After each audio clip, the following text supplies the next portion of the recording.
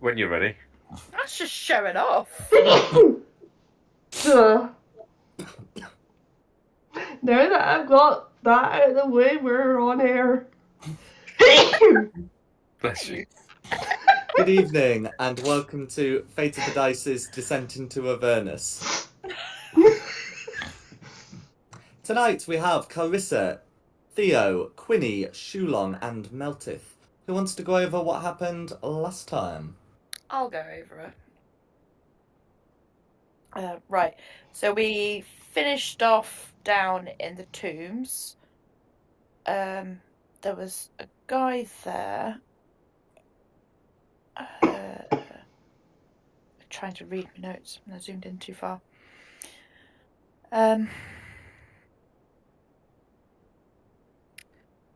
We found the coffin of the founder of the church.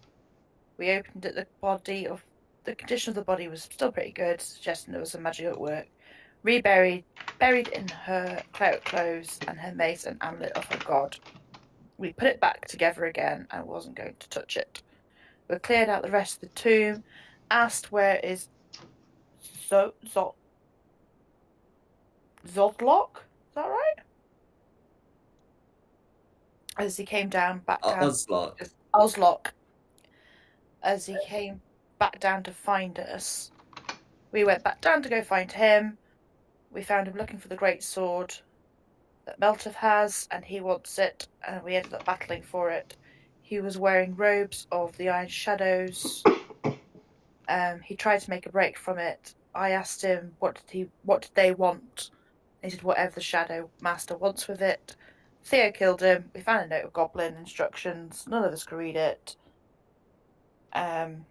Clarissa asked Quinny how did she know him. She explained she knows of the shadows and will have contacts that can translate the note. And that's where we ended it.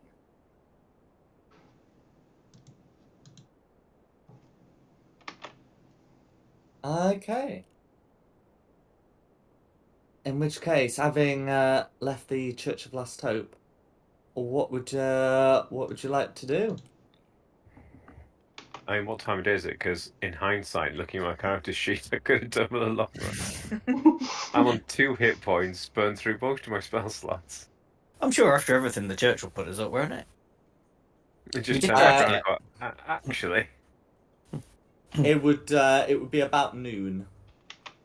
I wanted to go to grab a snack from a 5-star rated hygienic restaurant, the Liner Mattress Store, until it's time to sleep and not rest. But what do you guys want to do?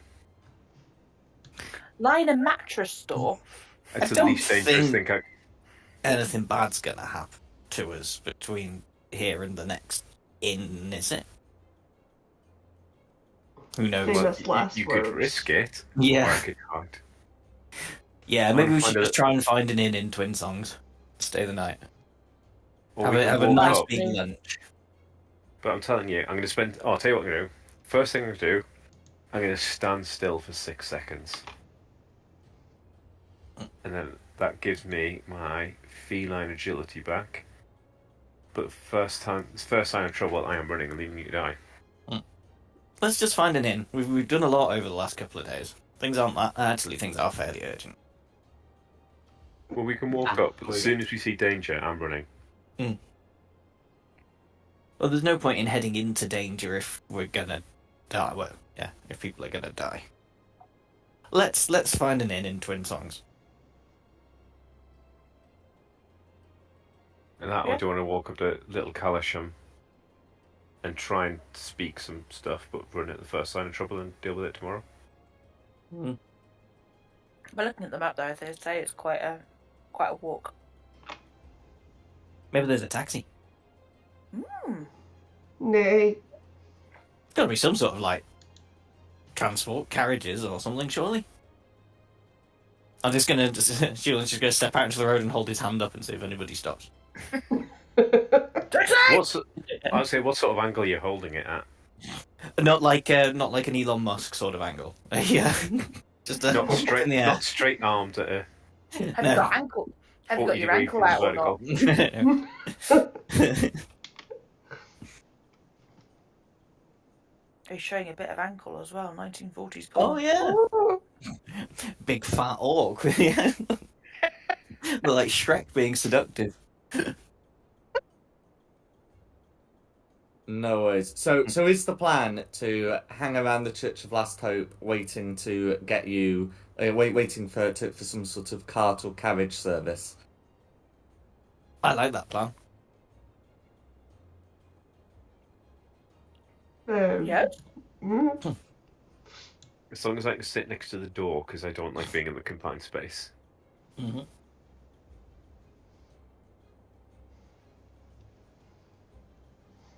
No worries. In terms of distance, you were talking about Little Calensham, which is about a mile away, and Oh, it's not the all. city of Baldur's Gate is another half a mile beyond there. Typical fare for this sort of thing would be 3 copper pieces per mile. Oh, if it's only a mile, I'm gonna walk it. Is that per person, though? Yes. Walk. I thought, looking at the big hill in the middle, I kind of thought that'd be about 10 miles. To be fair, a mile is still pretty wide for the base of a hill. I mean, I've not messed with the distances here, so they are what the good folk of Roll20 have chosen to make them. But yeah, so that's like a 20-minute walk. I think we can walk it. Yeah. Walkies. Let's go. Come on, kitty. Okay. So, in which case, you're able to continue making your way around. I won't take you long to to reach Sowersfoot. Here you can smell exotic food and hear the calls of strange animals. And you can see some more, how should we say, sort of exotic-looking humanoids. There's some lizard folk, and you can even see some grey-faced gnomes. And then continuing further round from there, you'd... Okay, a padlock suddenly appeared on the map for some reason. Anyway, you'd be able to reach Whitkeep. So this, here you can see various artists and performers lining the streets. Some of them will, try to sell you some of their creations, or What do they got? You're saying what they've got. Yeah. Oh, come on. It's not every day I get to go to the big city. I'm going to try and get myself a souvenir. No worries. Yeah. So having a look round, you can see like one artist who will sell you paintings of the city or of Duskhawk Hill, which is the mountain here. It's not like that big like a peak. The base of it's only like about 2 miles. Do you perhaps happen to have small versions of these paintings that I could write a message on the back and send back to my tribe?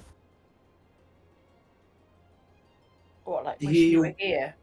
Postcard, yeah. Send a postcard to the Arrows tribe. I'm sure you would be able to get something in the, how shall we say, A5 variety. Something of like a smaller a painting on on a littler canvas. With one of them, it would basically just be the peak, because of course an artist's fingers can't necessarily paint as small as his canvas. No. But yeah, you could purchase like a decent quality small painting of the hill for 5 gold pieces. Wow, that's expensive. I'm not going to lie, that's not even worth stealing. I did start this, so I'm going to buy it. I feel like you have to now. You've derailed it. Yeah.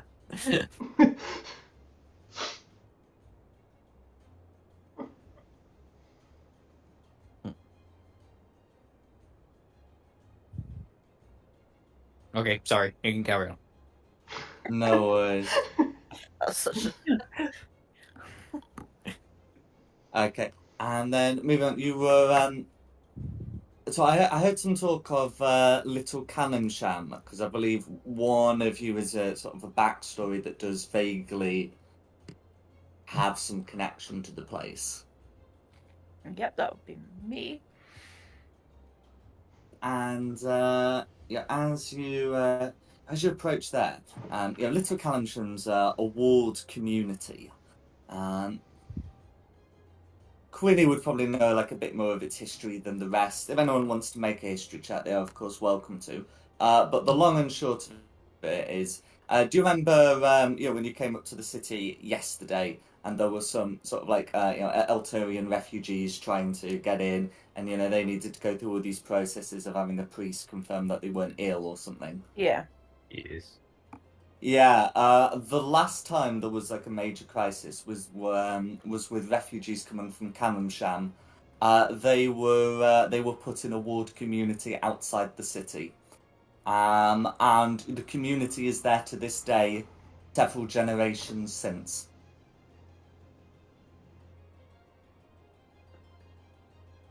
So it's architecturally quite different from the from the rest of the city. Callumsham's very far to the south, where there is a great desert,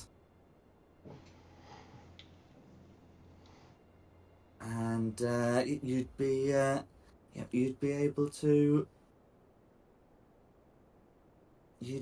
to enter.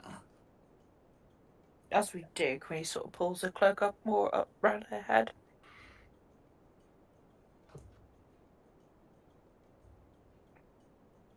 She doesn't really want to be recognised. No worries. So in Little Callumsham, they have a traditional market which they refer to as a bazaar.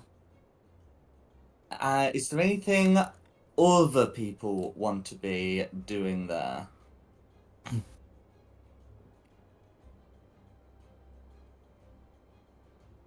I'm just following Quinny. I'm just being hyper alert to my surroundings, ready to flee at the first sign of trouble.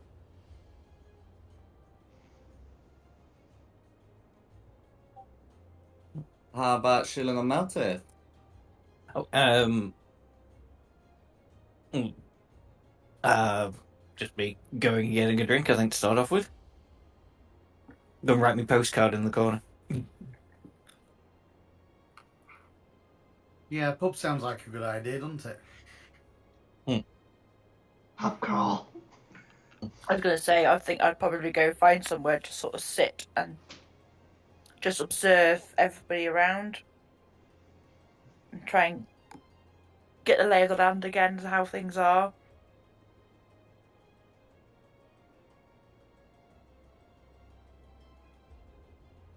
Although, to be fair, the last pub we went in, it was full of zombies.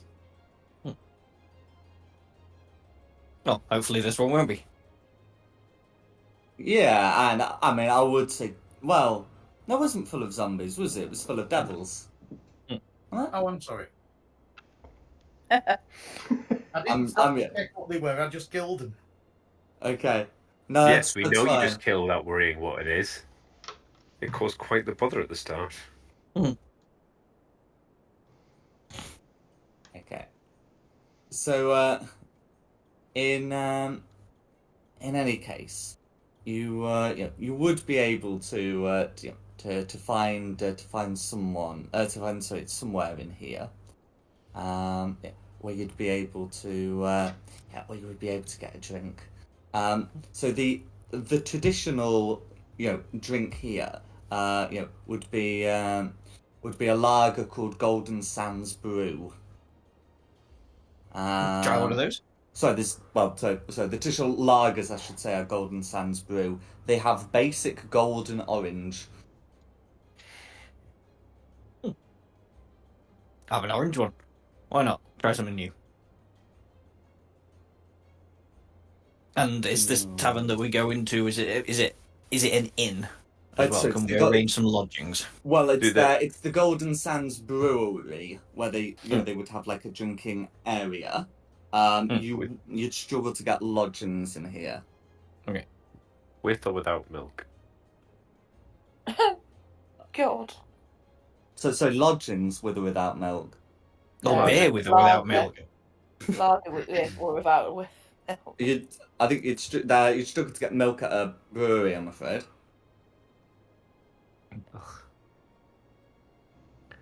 There are, of course, places in Little Camsham where you could, get milk.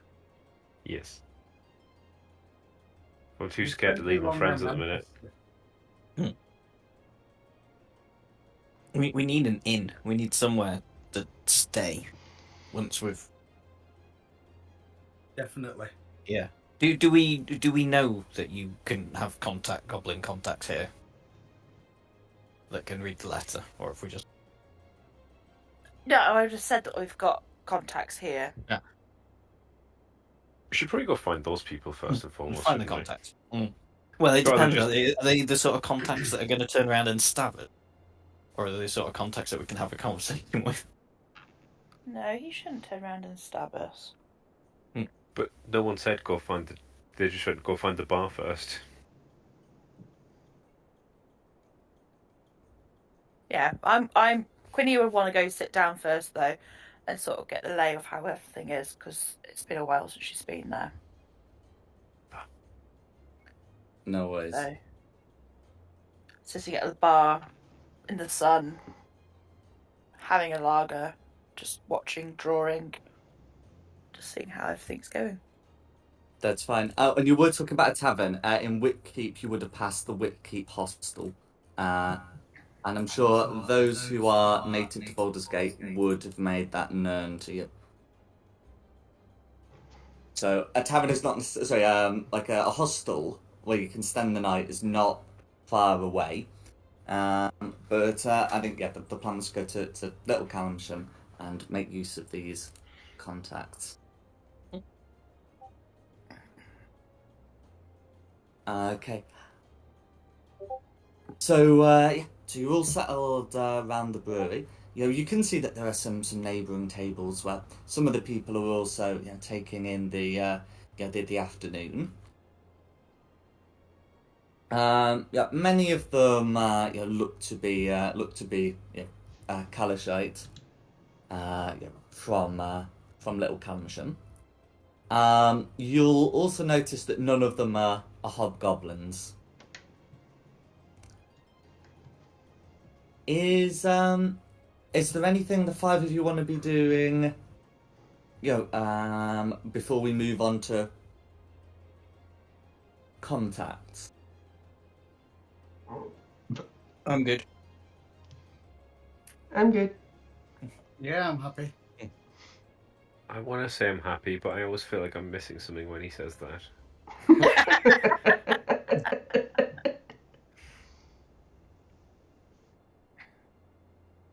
No worries. I guess we'll go on. No worries. Well, they are the lagers. If bought by the monk, they're 4 copper pieces each. And I believe Shulong said about the Golden Sands Orange, which is flavoured with orange and currants, giving it a slightly acidic aftertaste. It's nice. Bit sweet.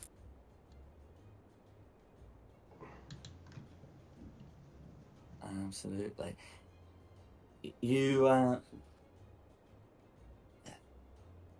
can hear some people having conversations around at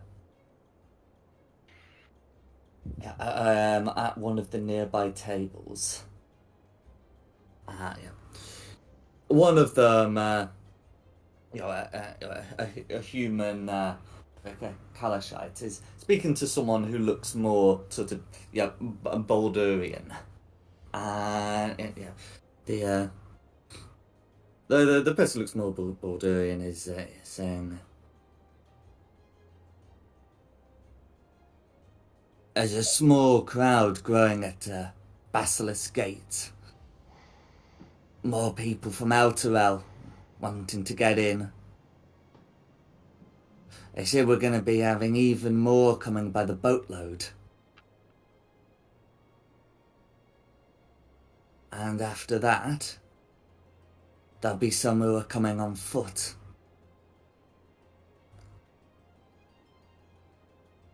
To which, the Kalashite will say, and are you letting them into the city? Or are they going to be stuck like my forefathers? The Bordurian says, at the moment, those that don't have business here are being kept out. Those who have money, though, well, money is business here, isn't it?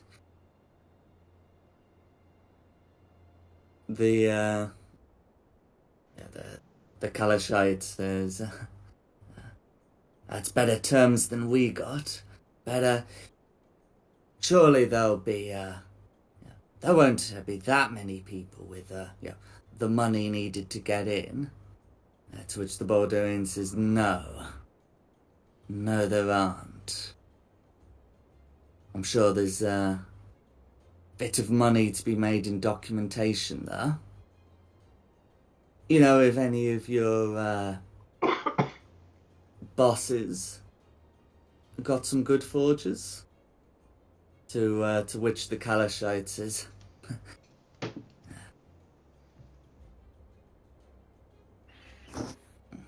we do have a few.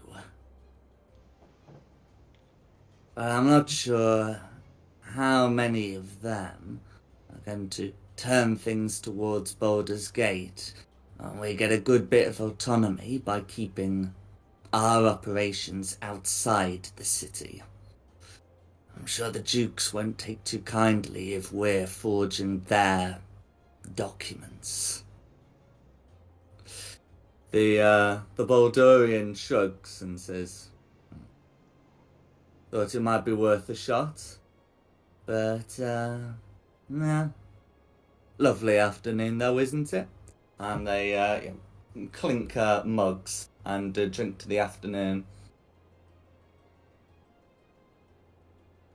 And I go over and speak to the guy who was asking about the forgeries. The Baldurian, absolutely. Yeah. And just go, my man, has everyone ever told you how lucky you are? The Baldurian, will look at you and say,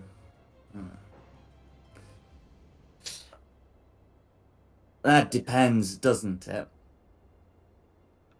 He goes, well, some people say it and don't mean it. And many that would mean it don't say it. well, lucky you found me. Because I, along with my travelling companions, may or may not have a precise set of skills you're looking for.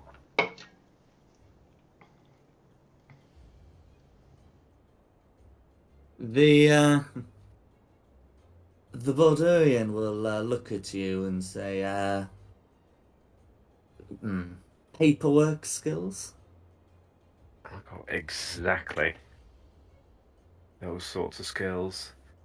And we have a need for friends to help us around the new city we're just arriving in for the first time ever.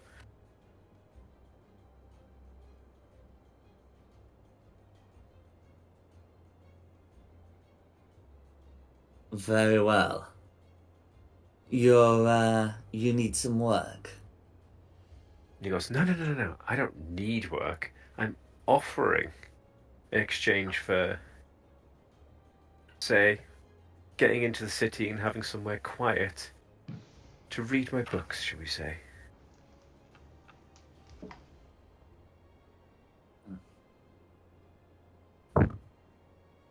He'll nod and say, well, if you're thinking of entering the document business, I might be able to offer you an original copy. That would be brilliant. I'm quite the keen reader, you know. I just love reading through documents. Yeah. So yeah, he'll look at you and say, "This it's a bit of a money-making business. So yeah, I hope you won't mind, yeah, paying 10 gold pieces for an original document, and you can make as many copies as you need to sell to as many people as you need." Oh. Let me just check my coin purse. And yeah, I'll buy an original for 10 gold. So he will give you like a document that marks that would allow the bearer special like special entry into Baldur's Gate. Notably, this special document, it does mark you as as a non-citizen of Baldur's Gate, but one who nevertheless has entry to both the to both the upper and lower city. And I go, fortune does tend to smile on me and my friends. Wink, wink.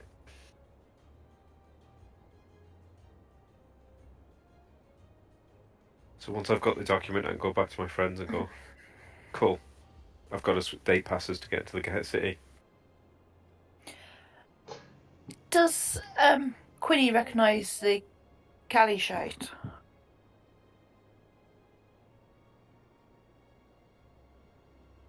Yes. So yeah, the Kalisha was facing away, but you do recognise the voice. The voice as one.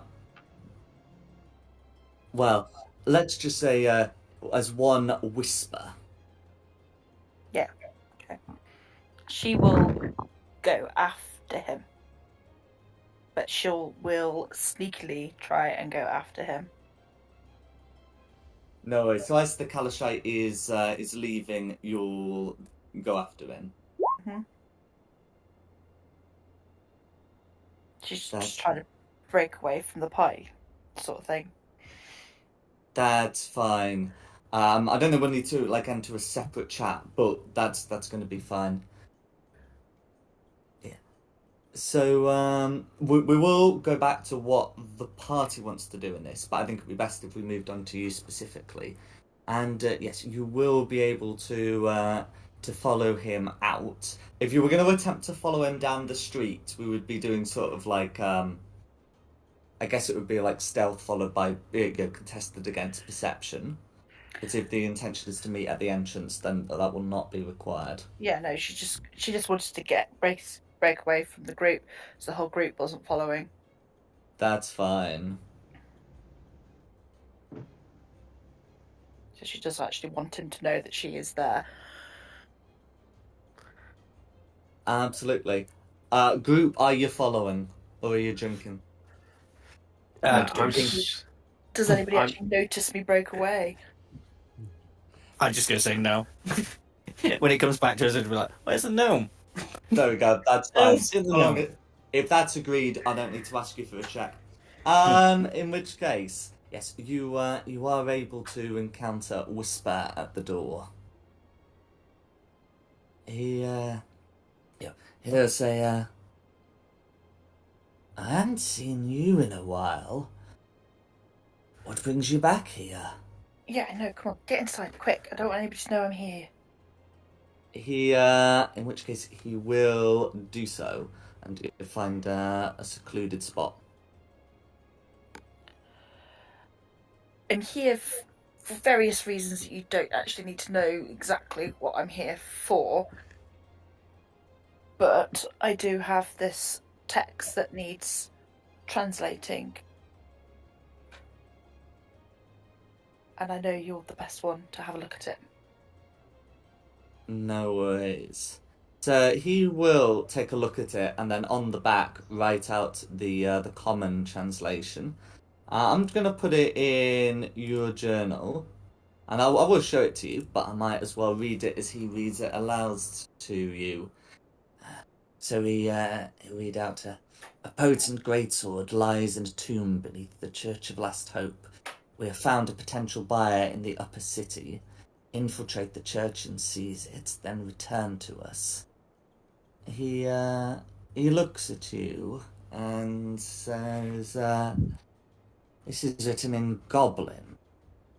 You're not taking marching orders, are you? No, don't be so silly. No. Good. I'd like to think you would read your contracts before taking them. No, this is something else. Thank you. I know you owed me a debt, so consider it paid. He will inquire further and say, this writing's in Goblin. Would that be from some old friends? I wouldn't say so. And she gives him a little smile. No worries. Is this a deceiving smile or a knowing smile? A knowing smile. Okay, that's fine. In which case, he will understand, and he will say, if you're meeting with them, and you're not you haven't already found them, well. They have a concealed entrance outside of the city. In one of the ruined buildings in Stony Eyes. Ruins tend not to have much foot traffic. You'll notice one that does. Much what? Sorry, cut out then for me. Ruined buildings don't tend to have much foot traffic. You'll notice one that does. Okay.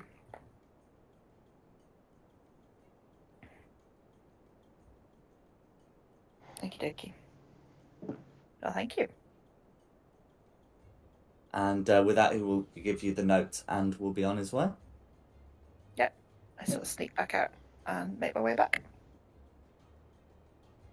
While this was happening, and Thea was also speaking with a Baldurian of questionable repute. What was Shulong, Meltith, and Carissa doing? Did we have like half an extra person here a moment ago?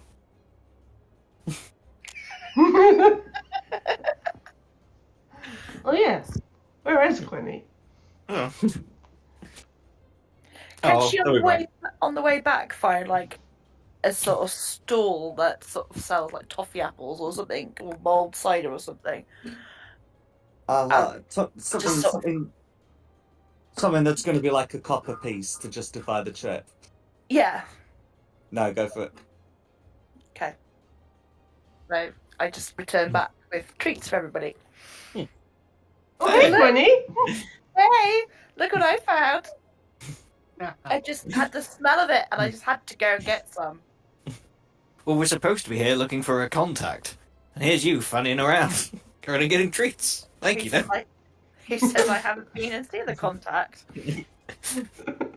Well, what was the point of the cover story we just told us? And I sort of turned the note over and show everybody the translation. And relay where we need to go for the ruins and how to get in. Well, we could also just walk through the front gate with this. Give me a couple of hours, they'll have passes for all of us. Yeah, but we need to investigate the thing in Stony Eyes, I think. After like tomorrow morning. Yeah, I don't have any of my smell salts. We have another drink and go back to that hostel that we passed, and then hit Stony Eyes tomorrow.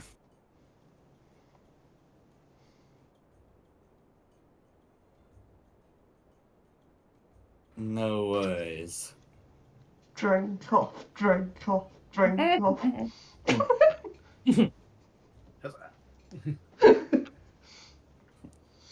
Okay. Well, unless there's anything that you want to be doing in Little Callumsham, we can skip straight to Whitkeep Hostel, and you can take a long rest. Nothing else to do, I think. While they're drinking, though, I'm going to use Prestidigitation and 1 point of sorcery for subtle spell, and I'm going to warm up the Paladin's beer every time he goes to take a sip. That's me. So he's not having a chilled beer anymore. It's a mildly warm one. I'm the Or paladin. Paladin. Yeah. Paladin.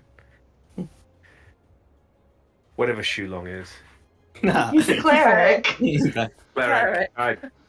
One of those holy magic usury people. Yeah. Yes, this is much better. This is how beer is supposed to be. Warm. Alright, if you do that, I'll use a secondary sorcery point, because apparently I never used them. And I'm going to...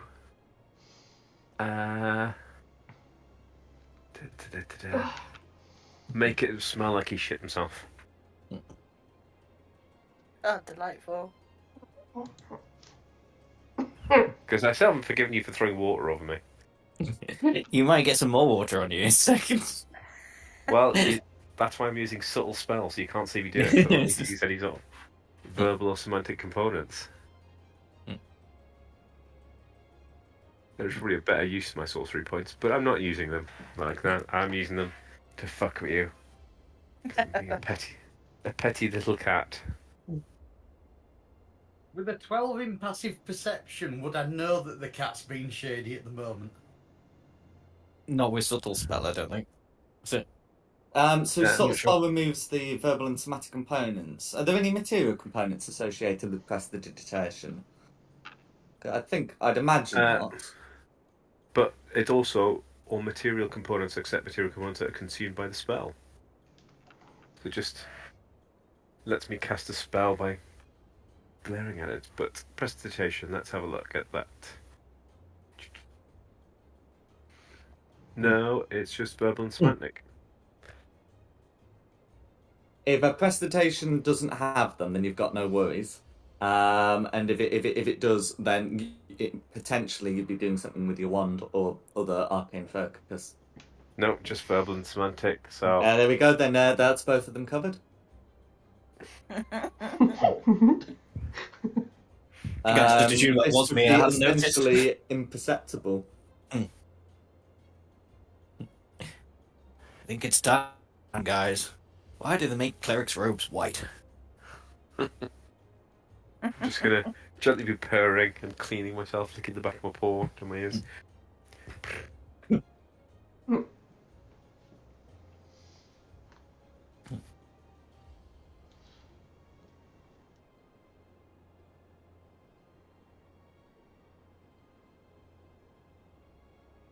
Well, the rest of us don't even know you've been messing with Shulong's beer, do we?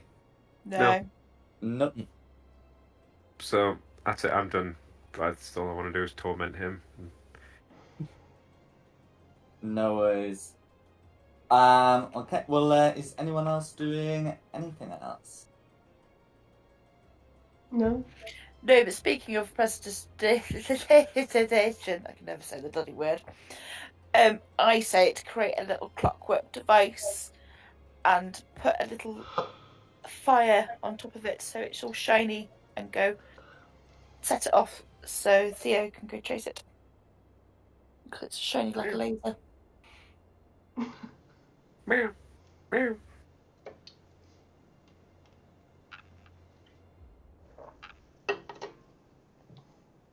It's literally darting around wherever we are. I'll happily chase it. This cat's got no shame. He's not interested in drinking, he's interested in vengeance. Well, this is a shiny thing. Subtle little glances up. Whenever Shulong looks like you're starting to get a little bit too comfortable, just consider doing something else to him.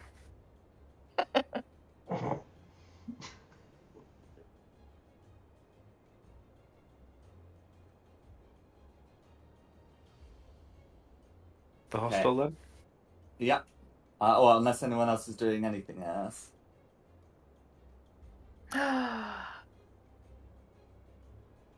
Oh, shall I join the bandwagon and annoy Shulong? What? Yeah. What did I do to everybody? You threw a bucket of water over me. You came You did. first of all. I've got a better one. Hmm. I'm going to leave the glass bottle of gelatinous cube ooze on the table. Now, you know if you knock that over, you're going to get hurt. But can you withstand from knocking over a glass bottle off the table? Oh, my dear friend, you forget. Sorcery point, subtle spell, mage hand. Shit. Oh, You know the sorry, mage hand's still visible. yeah, but anyone could be casting that. Is it visible? Or does it actually say invisible in its... I'm sure the mage hand's visible, because doesn't the rogue get a way of making it invisible? So therefore... Yeah, it just says a spectral floating hand, so yeah, I suppose it's spectral rather than invisible. Yeah, and a spectral is visible, because I know Arcane Trickster can make it invisible, therefore that cannot be the default. Yeah, I mean, but anyway, the point is you can still mage I'll hand still it subtle off. spell it, so it doesn't look like it's me that's done it, but it will be tipped over in the direction of Shulong. I'm going to see it moving. It'll be a contested strength check. I thought you were just leaving it on the table. Yeah. I was until it moved. Yeah, I'm it's now not grabbing being that. dragged, it's just being flicked over, like a cat would walk over and pour it quick. Well, I mean, it's a bottle with a stopper in it. I've been carrying it around for the past couple of weeks. I'm so confused right now. Hey, you guys, look what I can do. Balances a tankard on my tail. Balances a what on your tail? Tankard. Oh, a tankard. You think she said? Curtain toke or something like that. Make an acrobatics check, or you're going to get kicked out of the bar for breaking the crocs. I'm going to see this, anyway. Oh. Not bad. Yeah, no, that's good. That's a genuinely good trick.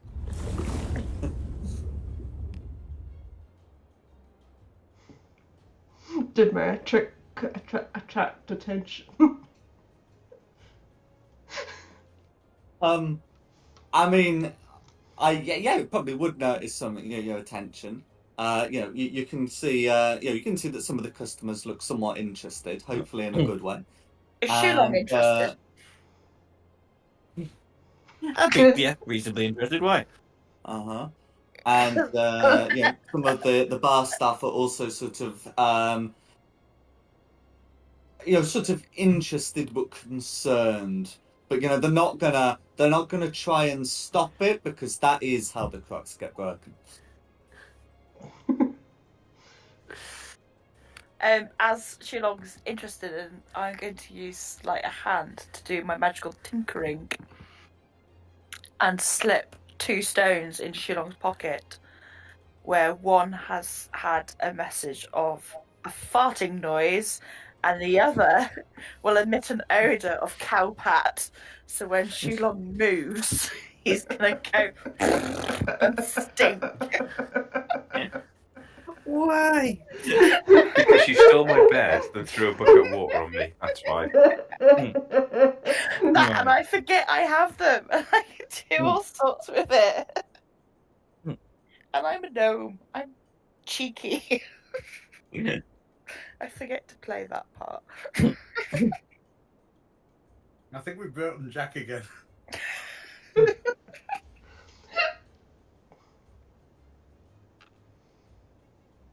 Okay, is there anything else you'd like to do?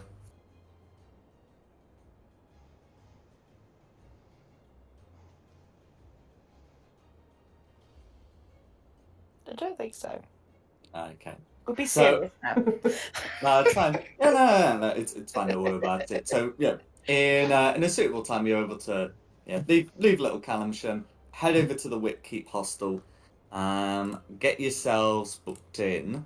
So yeah, it's gonna be so it's gonna be 5 silver pieces per room for bed, and 3 silver pieces per person for board. So 8 8. per person. So if we say there's 6 of us, I'll take that out of the kitty.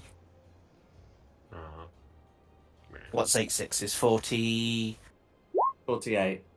48, Yeah, thank you. I think Theo should be Yeah. paying as well. Hmm. Yeah, so if you're taking 6 rooms, 1 each, then that is going to be 48. That's fine, it's only 48 silver pieces, that's not too bad. No, Yeah, that's right. I'm sure Theo's For a got decent night's sleep. pockets. Meow. That's right. Meow. So I'll read you the description for the Whitkeep Hostel. In a city often thought to be dire and dangerous, the Whitkeep Hostel is a spark of light and levity. Built by a wealthy caravan operator who lost their fortune to monster attacks, this white-walled manor house was quickly overtaken by squatters and has now spent most of the century as an all-gnomes artist commune, where you can rent some of the apartments within. God, not more gnomes. So yes, there are going to be some rather bohemian gnomes walking around. But you are able to eat, and you are able to stay the night here. Have any of you gnomes ever heard of something called a gnome flinger?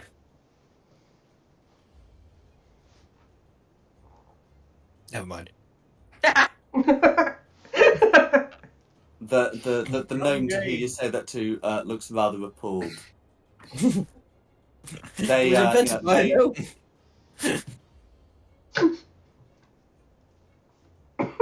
Well, whatever device you may be thinking of, they witnessed goblin flingers at the Battle of Tribord. They're having flashbacks to horrible things that drove them south. Mm.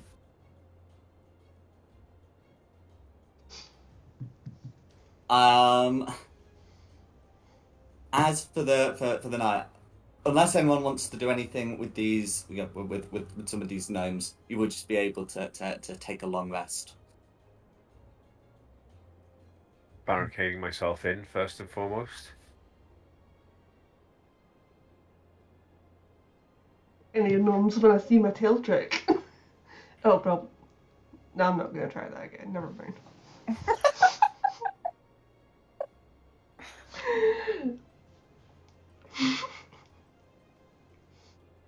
No worries.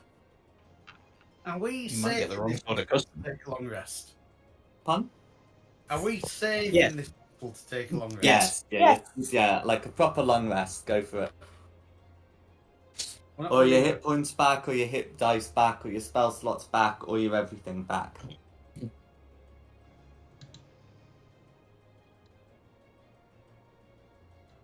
Okay. And what's the plan? What's the plan then? So, sorry, Gwynny, just remind me what it said in that thingy. Oh, I need to find it.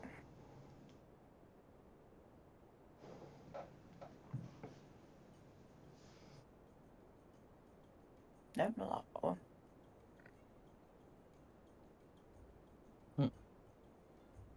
Sorry, Jack. What was it called? Oh, I'll show it to you. It doesn't describe where the hideout is, but you have been told where the hideout is. Is this just shown to me, or is it shown to everybody?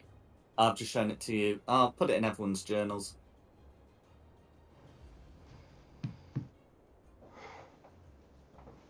Huh?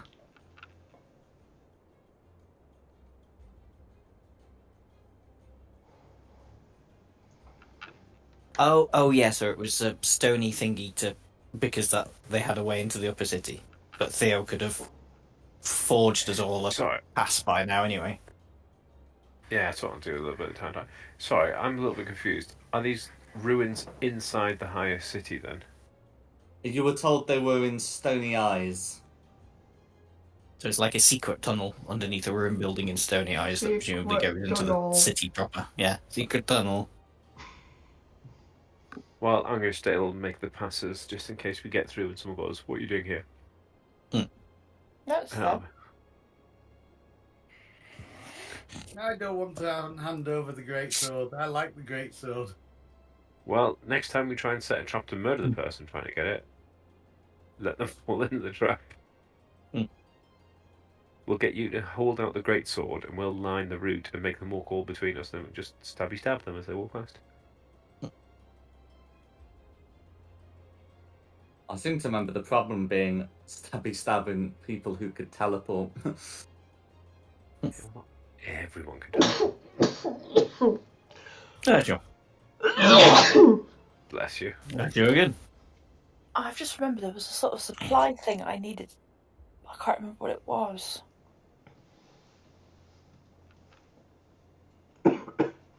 Oh.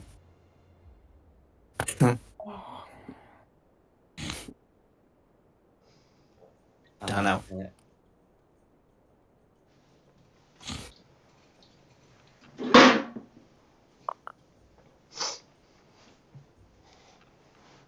And I needed a dagger of some sort as well, didn't I? I need a weapon. No worries. Well, if you're... Oh, I offered you weapons. You needed to tell me what you were taking. Oh, yeah, you did, didn't you? There's a trident, a spear, or a dagger. You're proficient in the spear and the dagger, from memory. I'll take the dagger then. Thank you, Simon. I totally forgot about that. You want the dagger? I mean, the spear does more damage. I'll have the spear then. It doesn't necessarily do more damage because the dagger can use strength or dexterity, and the dagger can just use the strength only. The spear only uses strength. Which So really she has none. So yeah, the dagger would be better. Okay. She's only a little thing, remember? Go on, do you want both daggers? Yeah, go on then. Gives you 2-weapon fighting if you haven't got a shield. Aye. There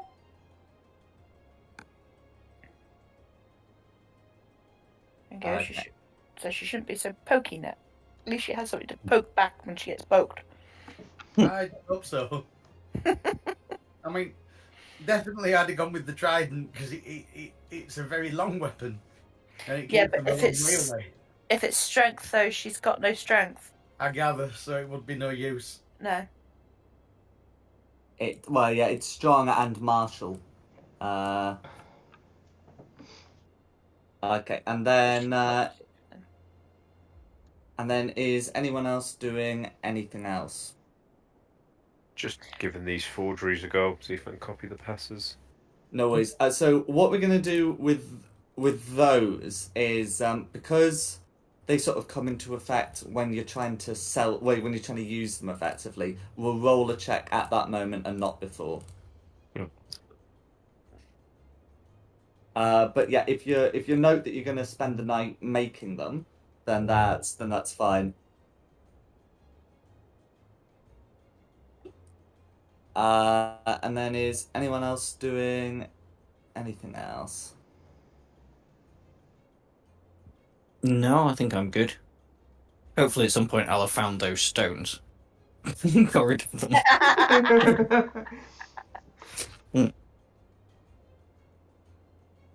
Okay. Well, can I go and buy, can I go and buy a woodcarver's tools kit, please? Absolutely. Let me just check how much those cost. If you find them before I do, then that's how I much think they they were cost. gold, I think. Yeah, woodcarver's tools I remember being pretty cheap. Woodcarver's tools, 1 gold pieces. They use your dexterity to craft, a bunch of wooden things. Yeah. Well, if we're shopping, I didn't realise we were going shopping. Give me 2 minutes. So, because I just remember there's a few times I've gone to do something and I haven't got the items. Mm-hmm. Well, that's the thing about being an artificer. You might be proficient in a lot of tools, but you're not guaranteed to actually have them. Do I Can I need to be also proficient go- in something? Pardon? Do I need to be proficient to buy them and use them? No. Well, no. Well, you don't need to be proficient to buy them. I think you need to be proficient to take the utilize action with them. But otherwise, yeah, you're fine. Yeah. Doesn't matter then. What you're looking for? I was going to try and do thieves' tools. Oh no, you can use these tools. You'd make a check, but you don't add your proficiency bonus. I'll buy some thieves' tools then, because sometimes that would have been helpful. No. Yeah.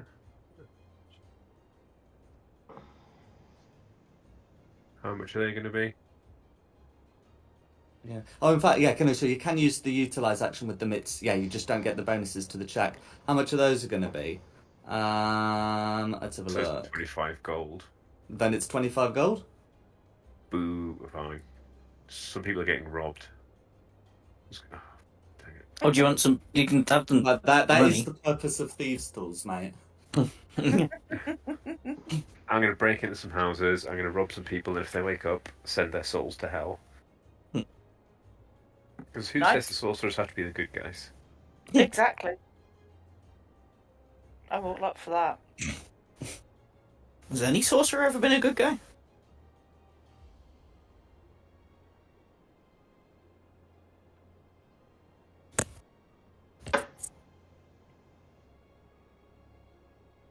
Okay, is anyone else doing anything else? No. I'm good. I'm just Cool. In which case, we can go back to your journey. So you're in Whitkeep at the moment, artist locale. You're able to head past Little Callumsham into Norchapel, one of these other little sort of villages on the city's outskirts. There we go. So this is going to be like a fairly quiet, neighborhood. Yeah, you can see that these have some people wearing armor, leather armor, who are walking around the streets looking to keep some sort of order. They don't have any insignia. And then heading into Stony Eyes, the smell of manure is quite significant as you approach. Sorry. Sure. The Eyes is full of stables and stockyards. Large animals aren't permitted into Baldur's Gate, especially not the upper city. So these are where people keep stables. You'd notice that, because there are all these, animals and their manure, this place sometimes has, epidemics and outbreaks of illnesses that has left some of the houses, especially in the northwest, abandoned. And when I say you, I mean those who are native to Baldur's Gate, which I believe is Quinny and Meltith.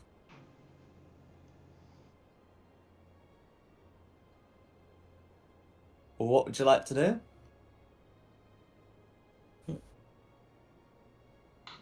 We're looking for the ruins, aren't we? Gwynny? Wanna point us in the right direction? That way. Are we not going to go? Are we not going to what? Has Theo not written enough passes for people then? Are we just going to try those first? That's fine. Do that. I mean, yeah, that was what I was trying to do, but we need to go through this ruined house to find people who are selling it to. No, I thought the passes would we'd just rock up at the main gates and they'd go, "Let me see your pass," and then Yeah, but Yeah.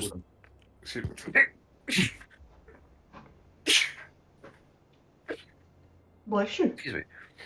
Are the people we're selling to not in the tunnels? Because I'm happy to use the. Let's go use the passes then. And work We're out- not. Well, the people, the buyers for the sword. Not that we're thinking of selling the sword. We're in the upper city. Yeah, well, we're thinking about murdering them, aren't we? Yeah.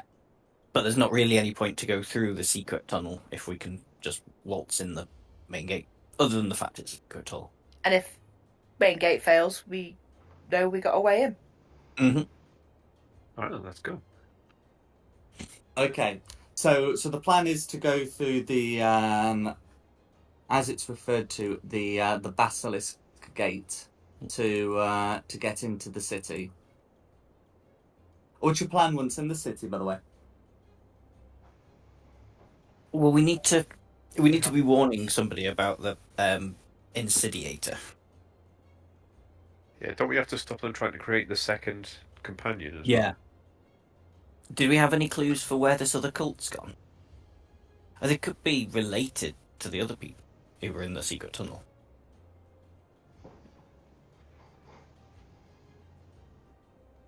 I mean, I've spent a lot of money recently. I want to go make some cash back.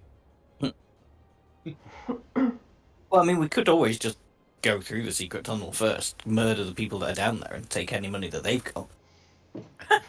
That's not a bad plan. I'm happy with either, but I'll be back in 2 minutes. Okay. I don't know, what is our plan when we get in there?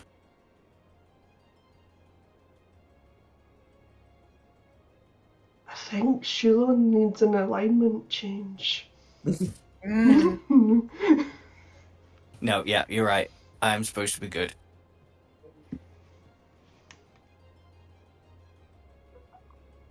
Good doesn't necessarily mean merciful. Yeah. Anyway, what is our plan when we get in there? What are we supposed to be doing? We're looking for Trying the to stop the ruins. incident. Yeah.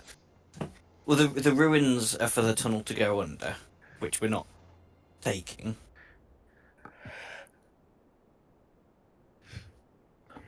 So we need to track down this cult when we get in there. We should also probably warn Baldur's Gate about the potential danger they're in. We have Yeah, told a whole bunch of people. I mean, should we go tell someone in authority? We've told somebody in authority. We've got the message to the person in charge of the whole security for Baldur's Gate. It's just they're all fighting. There was the 3 dukes, wasn't there? There are 3 dukes of the city, yeah? So let's go to them then. Yeah, go to the council. No worries. Okay, so as you head for Basilisk Gate, the main entrance into the city, you can see that there's a significant crowd outside there. Some look to be from Baldur's Gate, and some look to be from elsewhere. You can make out like a few people who who look to be of Elturel, and there appears to be a considerable queue getting into the city. You can see some members of the Flaming Fist marked by their sigil, trying to keep order at the gates. What would you like to do? Can we walk past the queue and just flush our passes and walk into the gate? Who's intimidating? Get the crowd to part for us. Out the way, peasants. I'm not very intimidating, unfortunately. No, me neither. I mean, the intimidation's based on charisma rather than thingy, isn't it? That's right. Yeah. Now, barbarians have a way of getting to use strength. I At will. Third level. Yeah, as we're coming up to the crowd, I'm going to cast Thaumaturgy and use it for booming voice and boom out. Make way! Important people coming through, and a cat. Okay. So can you make? So with the so can you make an intimidation check? As you're using Thaumaturgy to do it, use your spellcasting stat rather than charisma. It says. Oh yeah, it's. Oh, it says if I use booming voice, I have advantage on intimidation checks. But it might be better if I use the spellcasting instead.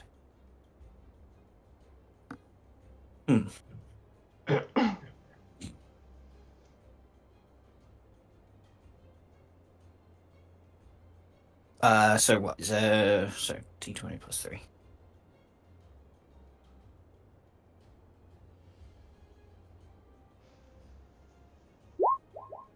I'm gonna use my heroic inspiration that I've still not used to try again. Nope. That didn't work. No worries. So you're able to try. The crowd doesn't really seem to move, and one of the flaming fist will come over and tell you to get in line. Everyone else is trying to get into the city to wait your turn. I go, excuse me, but do they have one of these? And flash him a pass. Okay, so you're able to to show that you do in fact have a pass, and the flaming fist person will say, yeah, and some of these folk have got documentation too, mate. I go, well, tempting. Though, let's not turn to magic. I go, I was a member of the Flaming Fist. Would I not still have a secret handshake? something to show him to prove that we have more importance? You'd have something to show him to prove that you were a citizen of Baldur's Gate. But not anything that would appease a fellow brother of the Flaming Fist. You not necessarily. You can make a persuasion check citing this as a reason. No, I can't. I like you don't even try. I've tried, but if you look at the dice roll, you'll understand why I said I know I can't. It's a 15. Yeah, a 15 with a -1. It's a 16 with a -1 for 15 total.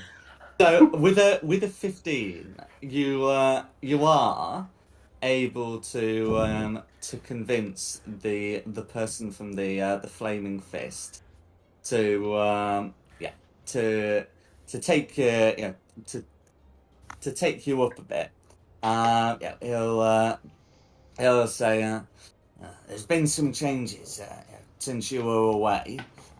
I know you all have your citizenship papers, but they don't let guests through anymore. Do those with you? Do they have their papers? Of course, sir. Just check this newly freshly forged document. Do you describe it as freshly forged? No, of course not. Okay. No worries. I get my papers out as well to prove that as like an extra thing of, yeah, no, we are citizens. Like, come on, let us in. Mm-hmm. Okay. In which case, Meltith and Quinny are going to have no problems getting up there. They have papers that are in order. Theo's also not going to have problems. His documents are technically stolen or procured in some way rather than forged. But can Theo make a check to see whether Shulong and Carissa are able to get in? No. Oh no. Yeah. What sort of check? Sleight of hand? Well, no, because the idea is you're giving them forged documents, aren't you? Yeah. Yeah. So with the forgery kit, that describes it as using your dexterity.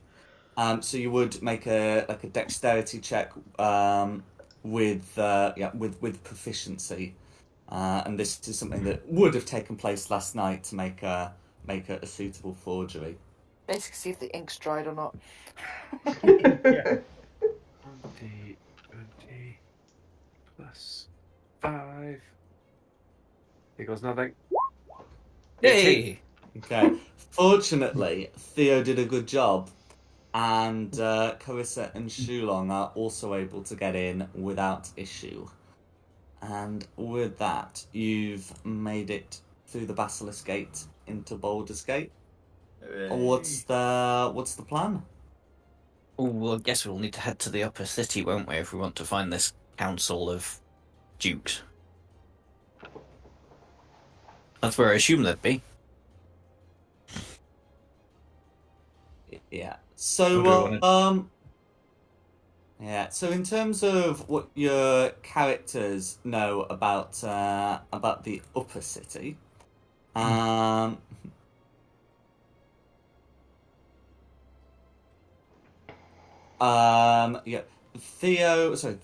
Meltith and Quinny would certainly know at the very least that this tends to be where the where the nobles live, and there's like a size of there's a significant toll to enter to it very much considered to be to put off the riffraff.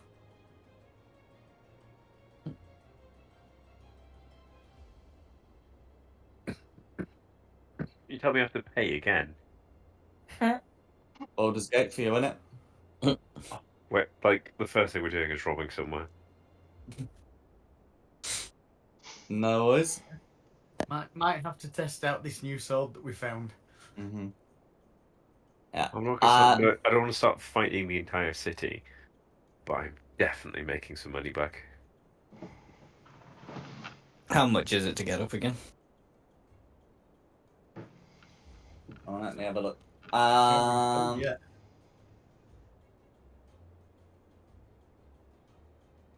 Yeah. Let's have a look there. Firstborn child. Oh, it's not going to be. Half the kingdom. It's not going to be quite as expensive as all that. Additionally, do you have a plan? Once you're in there for meeting the dukes, or is it sort of you're going to shout until someone lets you in? Is there like a parliamenty sort of building? In the upper city, there is something of the kind indeed. You think we should head there? Mm-hmm. We ain't got into the upper city yet, have we? Well, no, but he was asking us what our plan was once we were up there. Ah, right. And also, if it all doesn't work with the dukes, maybe what we should do is go into a tavern up there and start showing off Meltith's sword, see if there's a buyer for it. Try and pick whoever's the buyer come out. Yeah. Cool. No worries. Oh, sorry. In additionally, you'll be able to get in and do that. There's no charge to enter through the Basilisk Gate with your papers specifically, but all 5 of you would have to pay the 2 copper piece toll to get into the upper city. Oh shit! Fine. I feel like Not really worth robbing somebody over. For yourself. This is like 35 gold and 2 coppers I've spent in the last couple of weeks. I'll take the coppers off the party fund. Mm-hmm. Okay. Because it brings us down to perfectly 1,000 gold copper piece.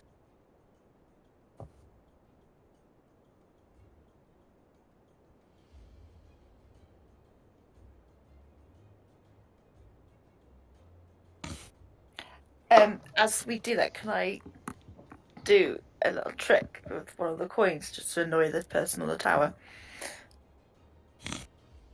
Oh, what did you have in mind? Make one of the coins talk. I got you. I mean, so you can certainly do do something of the kind as you approach. And it says things like, "I'd like to be spent on ale. I don't like being in here. Let me be spent on ale." Like every few minutes. No worries. So you'd be able to make your way through through Baldur's Gate. As you get in, you don't get in too far before you can see someone who's trying to sell a newspaper known as Baldur's Mouth. One of the stories they've got in the lower city is a reported robbery from the Church of Last Hope. That they're looking for a missing greatsword that was in one of the tombs. Sure. It doesn't give a description of the culprit. Says, "Oh, in fact, I'll buy a copy just to check." No worries. It costs a silver piece, and What? looking through it, there doesn't mention anything of a defined culprit, but it does say that the Flaming Fist are investigating in the outer city.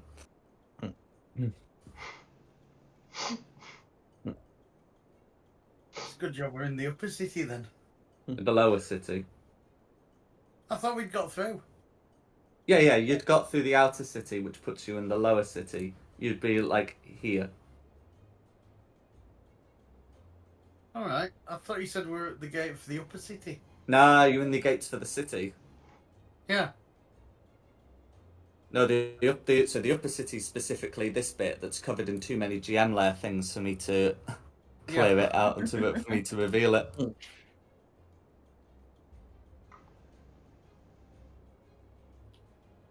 We should probably make our way.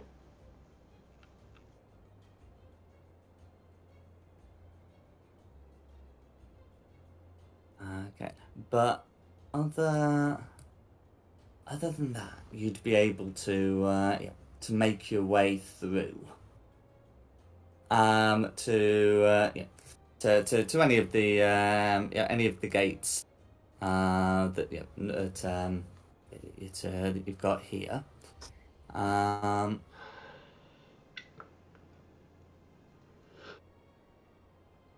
Been missing a couple. Oh, there we go. So yeah, you can see so you can see that there's Heat Gate and the eponymous Baldur's Gate that takes you into the upper city. There is another post here. You're not asked for passes. You're asked for payment to get in. That's fine. You said it was 2 copper pieces, didn't you? It's fine. It's fine. And in terms of sort of like you were mentioning like a parliament type building, and there is one in a great citadel known as the High Hall.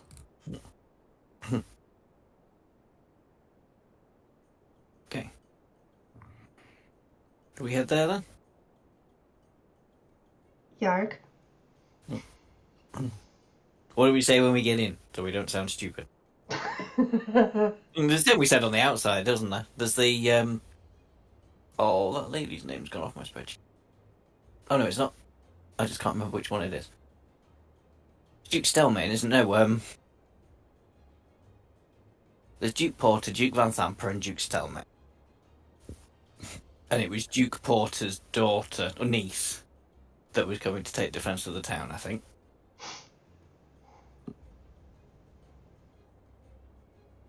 How do you remember all this?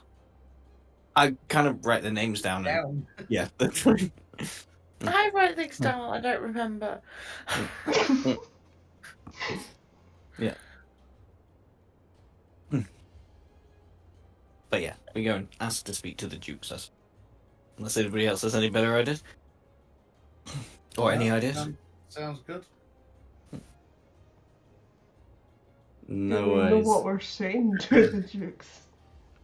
Yeah, well, we came from Elturel, where they used the Insidiator to, we think, displace the city, but we don't know where yet.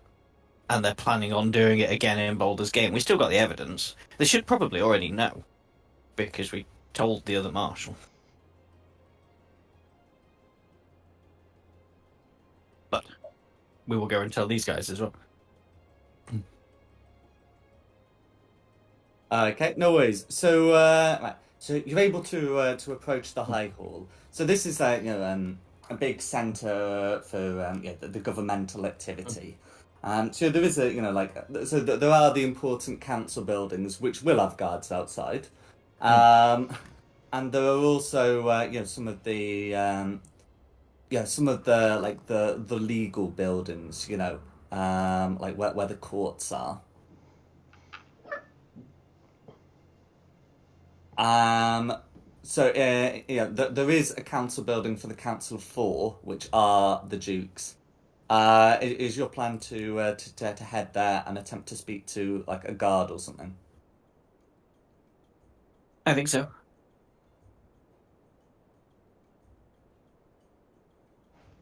Okay. No worries.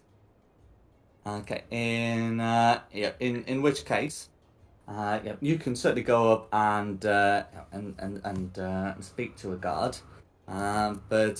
First thing that's gonna happen as you get up there is a guard's gonna with the not with the flaming fist insignia, but with the city insignia, is gonna take a look at you and say,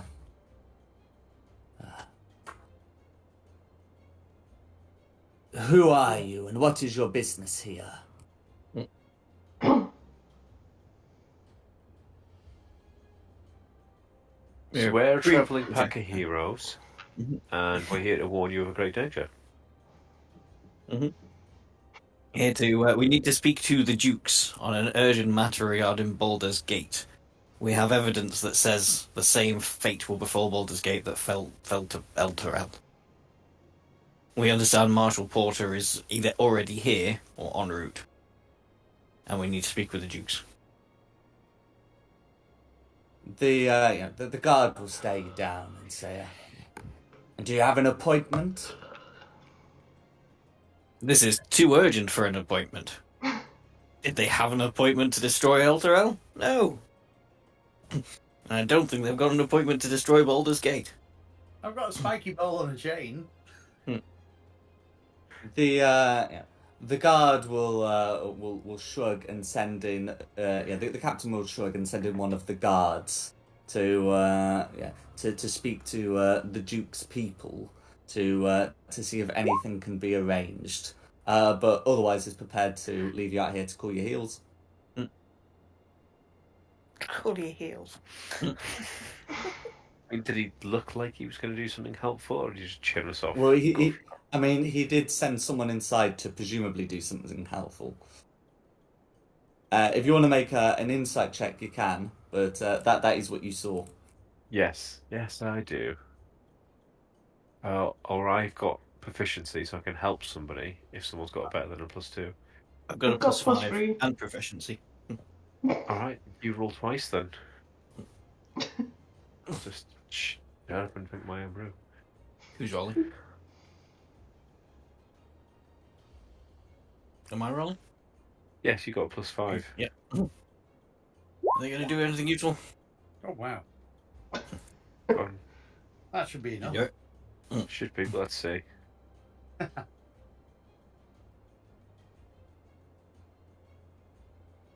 No worries.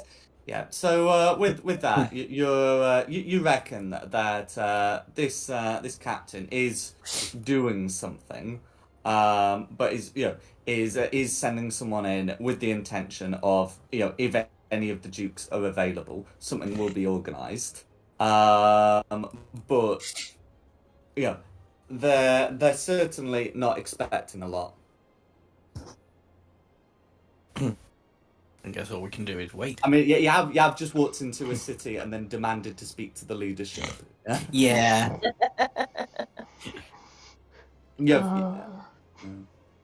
not even got that many noble deeds to your name in here, kind of thing. I mean, it was worth a shot, and then, like, if we end up having to go and do it ourselves and things go tits up, and the Dukes are like, why didn't anyone tell us sooner? At least we've got, plausible deniability. We tried, you wouldn't see us. It's your own fault the city's been blown up. Yeah. We did try to tell you. Political people. No worries. Can I just start making, like, hinting to my head and little meows for my little robot to chase? Well, wait. Meow, meow, meow, meow. I create one again Gently for him. forget. To put them up.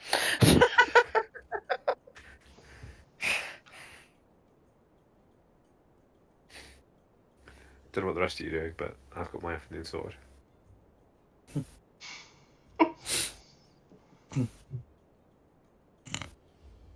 No worries. So if the so whilst you're waiting here, after quite a while, the meeting at the council evidently ends, and you can see some of the nobles preparing to depart. At this point, a guard will inform you that Duke Porter has agreed to speak to you. Cool. I mean, from what we understood before, Duke Porter's also sort of making a power play take over the city by having his niece as the marshal. So I guess we just throw ourselves all the way in with Duke Porter.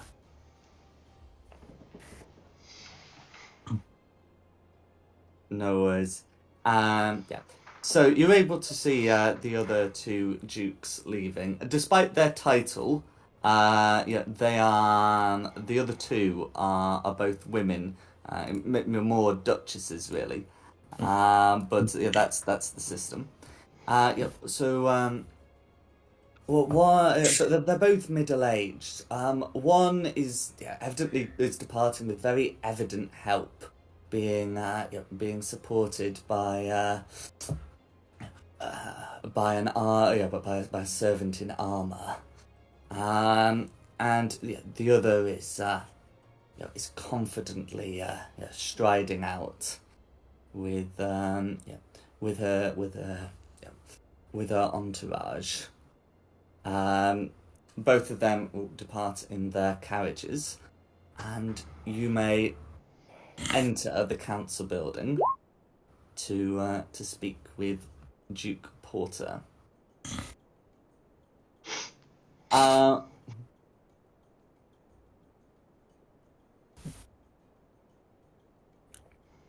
So Duke Porter is a middle-aged man who's carrying a bit of weight. He's sat down as an aide ushers you in, and he says, "Do sit down. I hear you've come from Elturel to speak with us."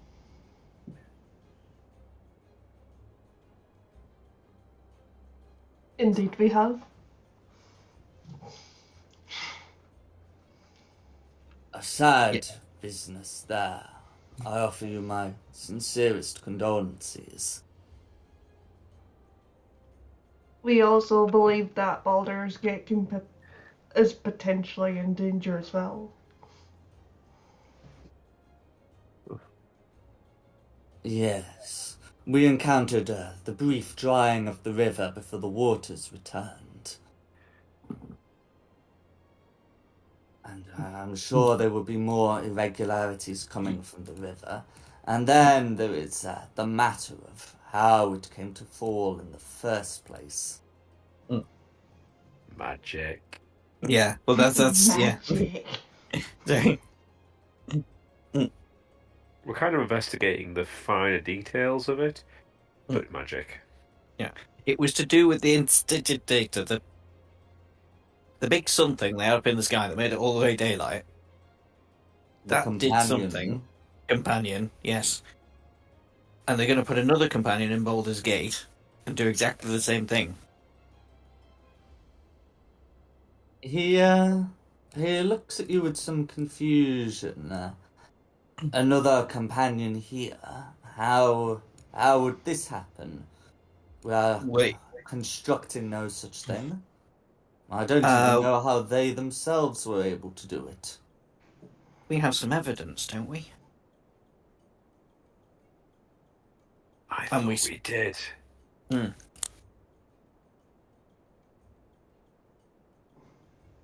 Maybe it was being brought here because we also ran into some order of the companion people in Elturel that were escaping Elturel that said that they were coming here to see the installation of a new companion. Yeah, here we go. I'll hand him the cultist missive. The one that says, make your way to Baldur's Gate. Await my instructions there. A new insidiator should be birthed there. And Baldur's Gate should become like Elturel. See? No. Stand by TK. Do you know anyone named TK? So he takes a look at that and says,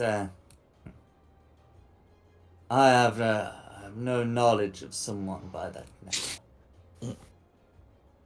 He looks at you more closely and says, are you all Eltorian? I'm not. I'm from a tribe up north. Bless you.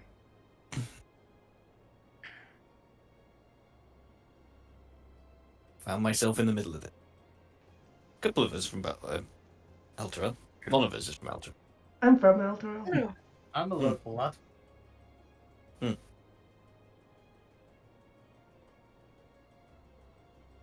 At which point the Duke will say, for those who are Elturian, I hope you've gotten your papers sorted. Yeah, no worries. Mm-hmm. No worries. You can put those away. I have no need to look at them. I'm sorry. Zip my flyer.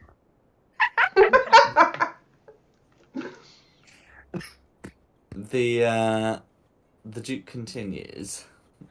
With a little smirk. I'm sure you're worried about your city folk, but have no fear. We were having a meeting to discuss their fate. We are going to start allowing more people into the city.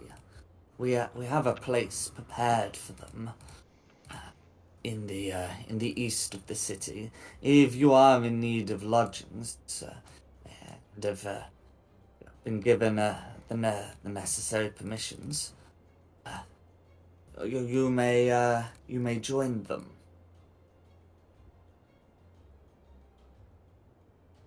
Fair. Thank you very much, good sir. I am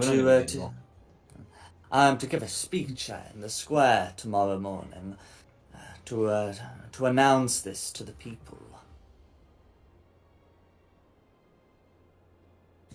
Would you like us to be in attendance?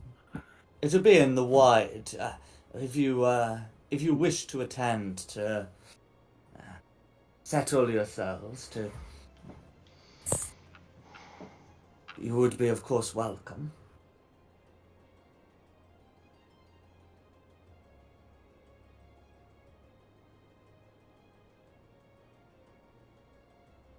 Okay. Thank you for your time, Your Grace. Anytime. Shulong still sell a cow pat. Hopefully not. No, I was hoping that some time would have been Yeah. spent dealing with that.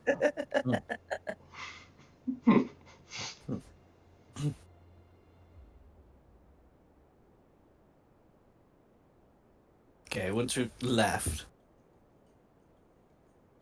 what do you think's best idea? Just we find like a really dodgy tavern in the poor part of town and start flashing Meltis' sword about. If we can attract some attention. So it was talked about getting like a buyer in the upper city.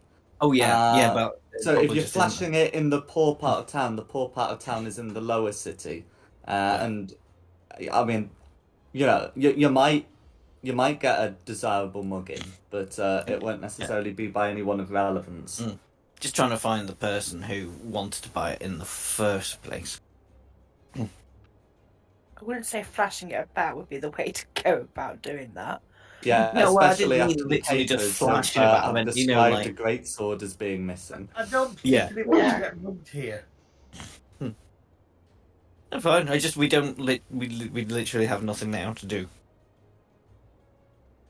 Well, no, we could. I'd rather that than getting mugged. I mean, you I could know go where the for murdering people who ordered its theft are. Like you've been told explicitly where they are. True. I'm just trying to think of what we do next.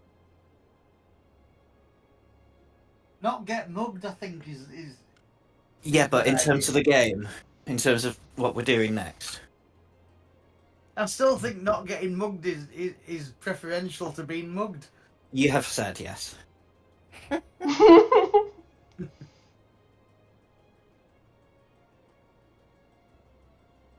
I mean, I'm okay with a little bit of murdering, getting the pricking muggers into back alleys and stealing their stolen goods back.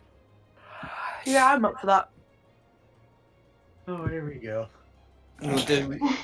Do we go back outside the city and go into Stony Eyes? Find the tunnel, or do we just go to where they said the lodgings for the people were and wait until tomorrow for the address that he's going to give? I think we go make a little bit of money tonight. In the upper city? Why would you want to go to the lower city when we can stay in the upper city where more expensive people are? We're in. Whatever. Might as well make use of it.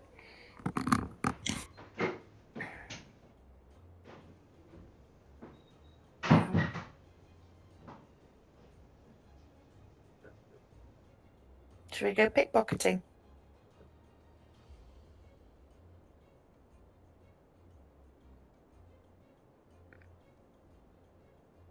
I mean, yeah. We can go find some lonely old spinsters who want a cat and go put an extra cute cat face, lure them out and rob them. Yeah. I could do some tricks.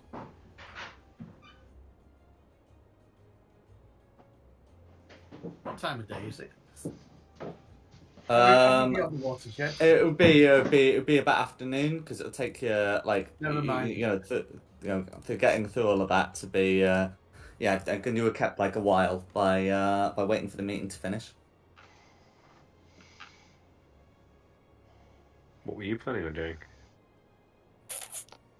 I'm just gonna send something to Jack. That's fine. Because they could pretended to be tourists. And he needs to be on board with that. So that you could go around pickpocketing people.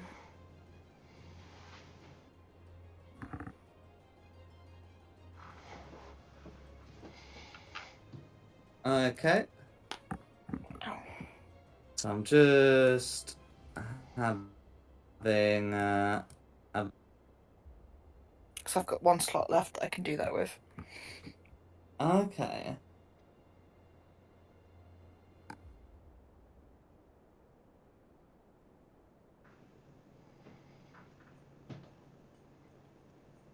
No worries. Yeah. So you'd be able to produce something like that.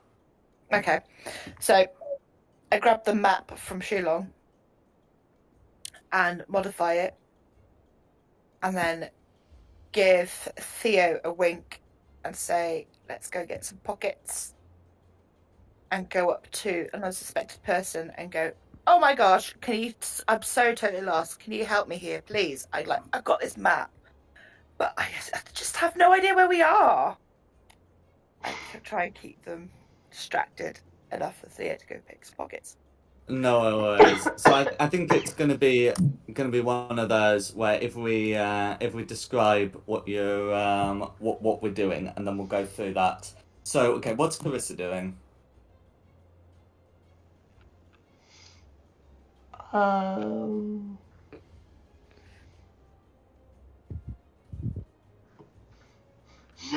Nothing in particular.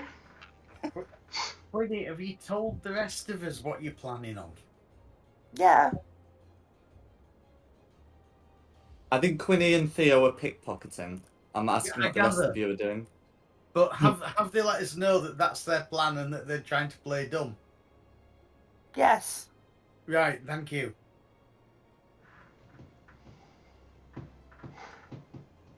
Yeah, so don't interact with us.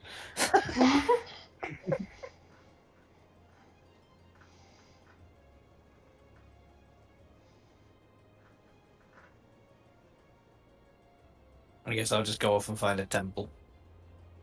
Hopefully, like an all gods temple, because there won't be one to mine. No worries. How about Meltith and Carissa?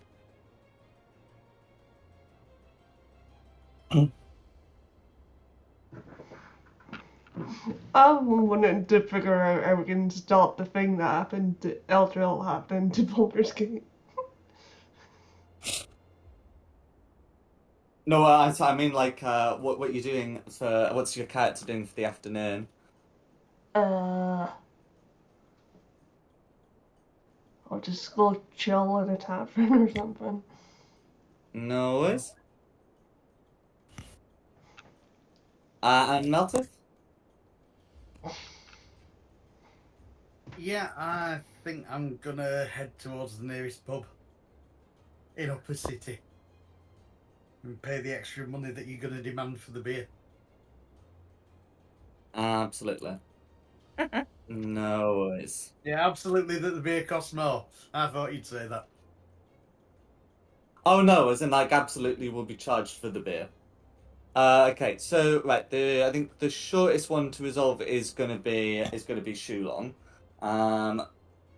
So there's Shulong's not gonna like have too much difficulty, finding a temple here. There's kind of like a district of them here, so Yeah. you'll have no difficulty finding like an all gods temple. And if the plan is to just like spend some time there, you absolutely can. Yeah, that's it. Just have a little pray, wait until the end of the day. I guess arrange to meet everybody back up again outside the high hall when everyone's done. No worries. So next quickest will be Carissa and Meltith. There is a notable tavern in the upper city of Baldur's Gate, if that's where you're drinking, called Three Old Kegs. Nope. It's near a tower.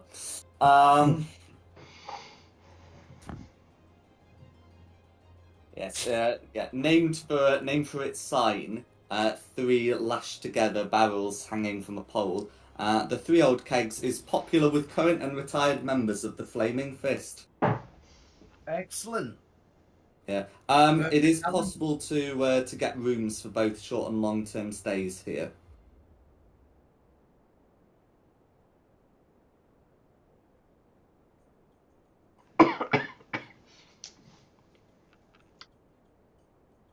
Okay.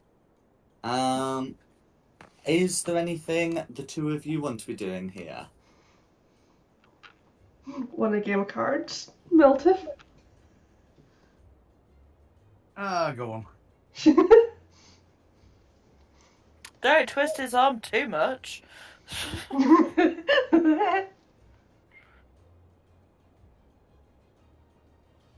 Alright.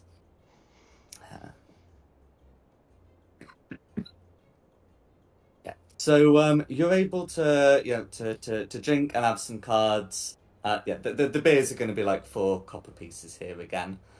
On another table, yeah, you can see like a young man in like flaming fist livery, come in, and speak to an older gentleman who's wearing sort of like kind of like military gear, but not like full armor, you know. The older man saying to the younger one,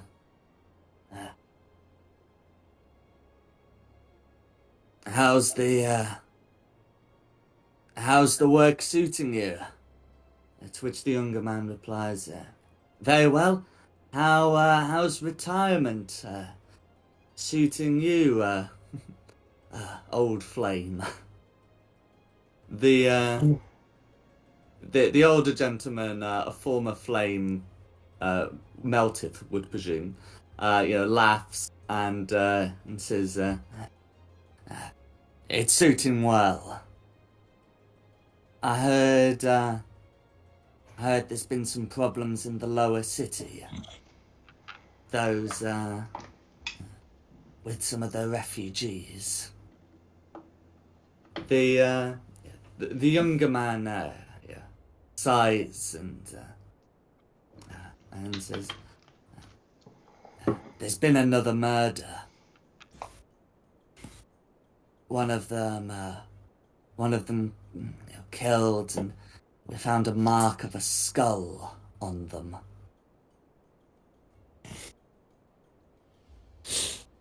The older man looks clearly concerned. It wasn't one with drops of blood around the outside. The younger man nods, and while you're playing cards, you can just hear him whisper. They say it's the dead 3. Baal, specifically.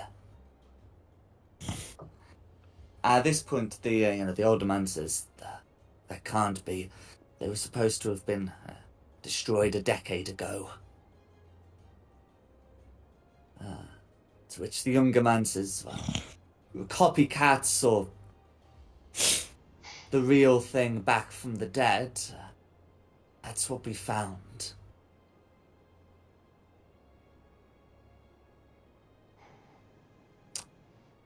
The older man says, well, we should be safe up here at least.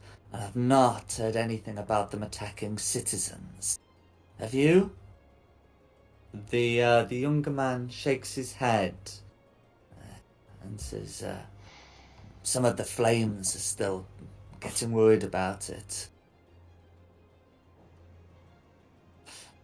To which the older man replies, well, I guess that's your job now. My time is done. And they go back to their drinks. How would Carissa and Melted react to overhearing this? Haven't we came across that symbol before?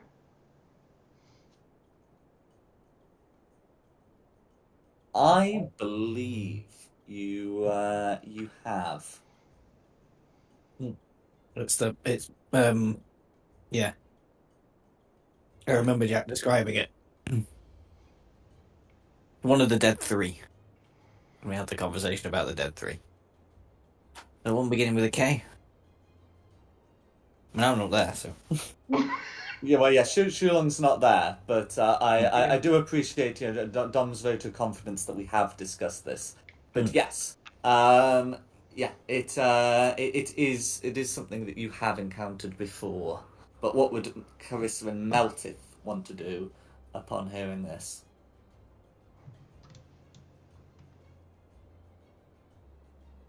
What do you want to do, Meltith?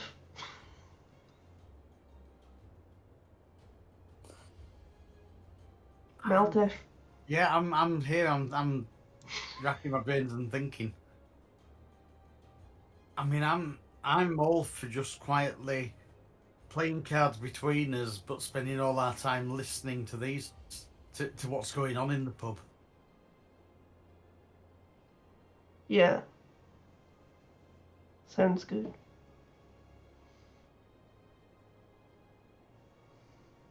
Then we can report this to the party later. Yeah. Because I don't remember this particular emblem that they're talking about. And I've forgotten where we've seen it. And of course, officially, we don't know anything about it. Okay, so, I mean, I'm going to... Perception is a 12. My own passive perception is about a 2.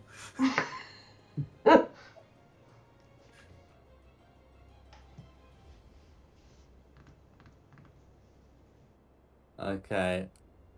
I mean, I am gonna let you know that the place where you did encounter it was on some of those cultists who were with the Zarya-like cultists near Elturel.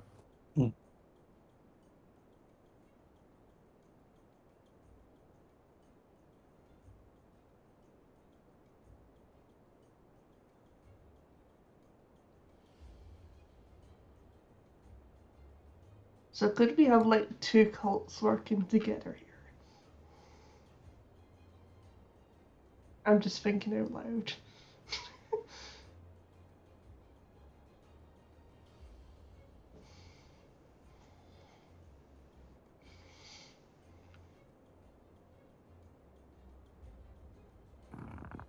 Does Meltith have a response? I'm still thinking at the moment. Yeah, my response is to raise 1 silver coin. We are supposed to be playing cards. He's burying your head in the sand. Nope, not getting involved. I don't remember. I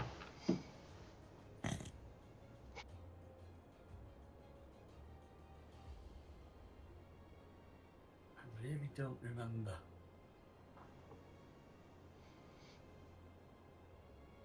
But it was, we saw the mark with the Zariel-like people. Cultists. So if the Bell cults and the Zarelites are like a separate cult, maybe they're working together. Oh, I mean, they could be. I suggest we keep our heads down at the moment, listen to what's going on, and then report back to the rest of the party.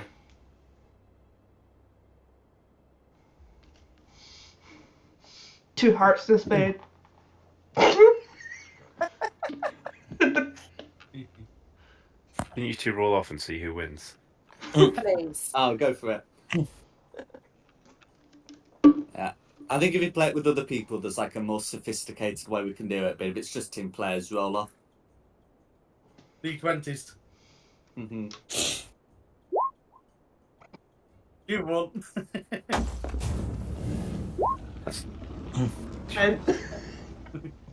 I said you won.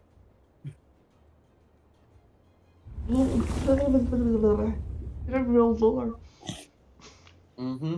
There were 5 numbers lower than 6 that appear on a D20. Quarter of the faces.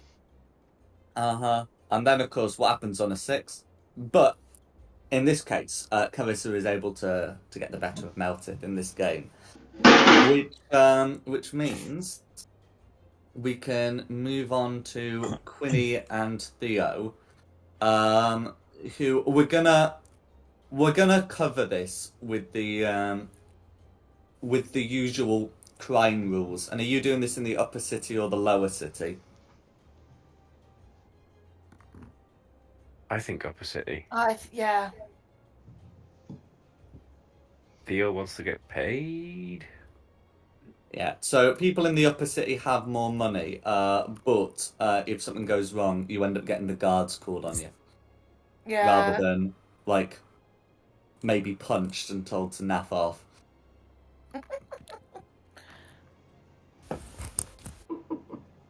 Yeah, I mean, a little wild side. But before we start, can I'm just making sure I have a disguise kit.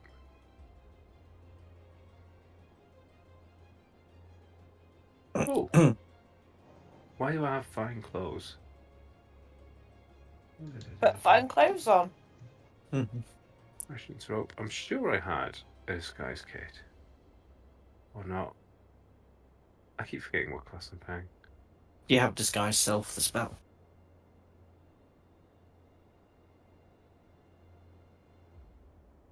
You get fine clothes because you started as a charlatan. Okay. No, I have definitely forgotten what character I'm playing. Right, that's fine. I will put on my fine clothes, slick back my hair. Can I get some ash or something from somewhere to make myself look like a grey kitten rather than an orange kitten? Just generally trying to change my appearance a little bit. No worries. And what particular con are you running? What's the plan? I think just lost. Need help and pickpocket. Keep them distracted. Yeah. Okay. So, okay, so who's pretending to be lost and who's doing the crime? And I'm doing the pickpocketing, I think. Yeah, I'm pretending to be lost. no worries. Could go very interestingly.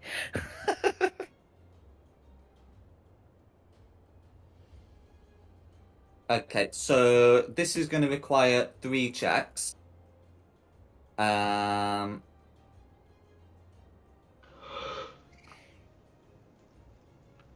I've also assigned who's doing them based on your description. So can I get those rolls, please? Yes. Yeah, what roles do you want? It's in the chat. Oh, you lucky duck. So the DC is going to be higher in the upper city, but the reward's also going to be higher.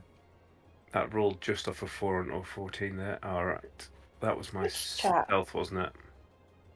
The roll 20 chat, so you need to roll a Oh. charisma deception. So I've got a 19 on stealth. Let's look at this sleight of hand. No! Do I have... Oh, that's lucky. It isn't. He's fumbled it. I've still got a inspiration from 2 weeks ago. Yeah, I've got inspiration. I missed it last week. I will re-roll sleight of hand with that. No! Yeah, he doesn't want you winning. Okay, if 2 checks are successful, the heist is a partial success, netting the character half the payout. Okay. Okay, so in which case, you are able to using this trick, you're able to do it a few times successfully, and then one time it goes kind of poorly and you have to leg it. So by the time it's abandoned, you're able to get yourself, let's see, because it's just 1 day's work. Then that would, and because it's then halved, that would be 10 gold pieces. Each or total? Total. We're doing this again when we have some more spare time. Yeah. Actually, let me. No. You got 2 of you doing it. It should be each. There we go. 20. So it's 10 gold pieces each. 20 gold pieces. Yeah, that's fine. Yeah. Still I'm not gonna do it giving. again. I'm not giving you any additional reward for working together. So it should be each. There you go.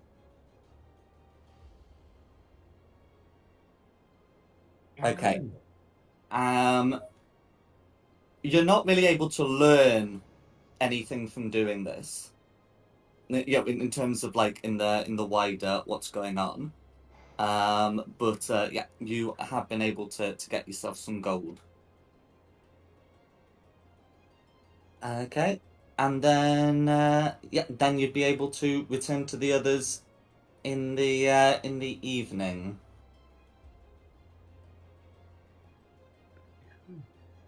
Look guys. How drunk are you? Hey. I'm not drunk. How drunk is your character? She's It's fine. not as think as you drunk, I am. Oh, you guys, we heard some gossip. Oh, do tell. There was a murder down in the part, Low town. low town, and and there was the bowel mark on the victim. Okay. We need to find these cultists. Because those cultists will probably lead us to the other cultists. How do we find them? Do we look at the murder site? Where was the murder site? Maybe we leave out a trail of breadcrumbs.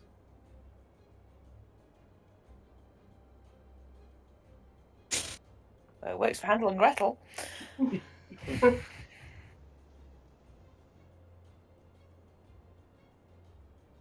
Well, if we go and look at the murder site. Yeah, it's not as if they gave us an address, though. Well, we could always just ask around down there, I suppose. Did you get a general idea we could walk to and just look for the guards that are around guarding something? I should say it's evening now as you're discussing this. So you would be going out at night to do it if you're doing it now. Probably the best time. Perfect. Is that bad? No.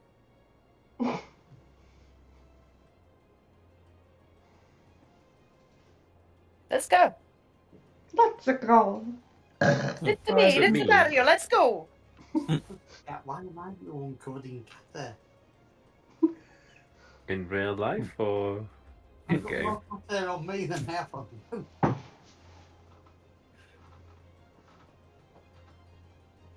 Okay. Confused now. What's going on? You can tune in and find out he's covered me in cat hair. He's also digging his claws into my arm. Oh, and he's biting. Okay. So the can I go on? I heard someone say. No, I was chuckling. Okay, no worries. Okay. So yeah, as night falls, yeah, you can head eastward, to where that you've heard there's been a murder. So you heard that it was in Brampton, over here.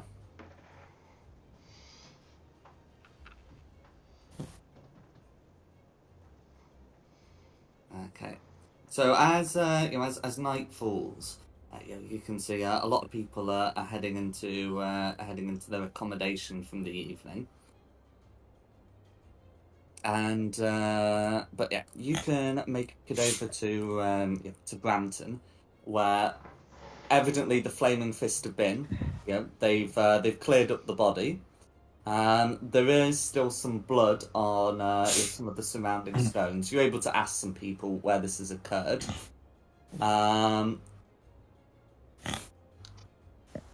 But there's not a lot left.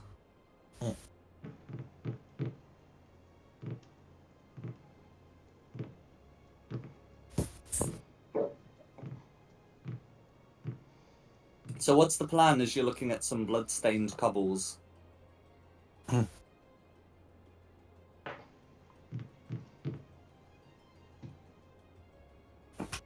we need to find the guard who found the body and ask him some questions?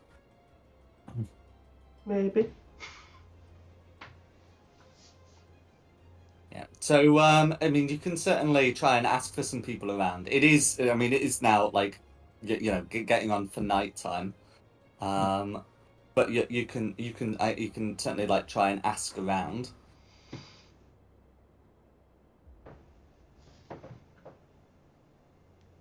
There's nothing here at the site that anybody's missed. No like bloody footprints leading off down a dark alley or anything useful like that. There's nothing like that particularly clearly at the moment. It's it's one of those things where it's been cleared up before you got it.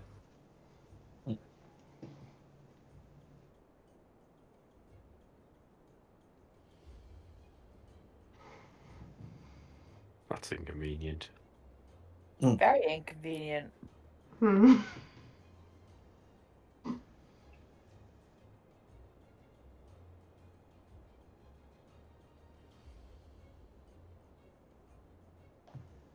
What would you like to do? Did we ever see a physical holy symbol for Baal?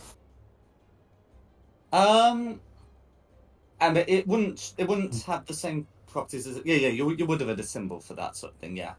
Yeah, sorry, I don't mean like the picture, the sculpting. I mean an actual physical thing that somebody held or had around their neck, or.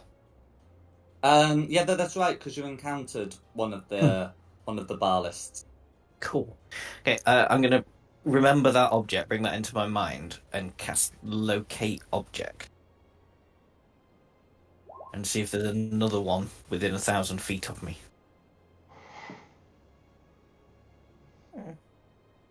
No worries.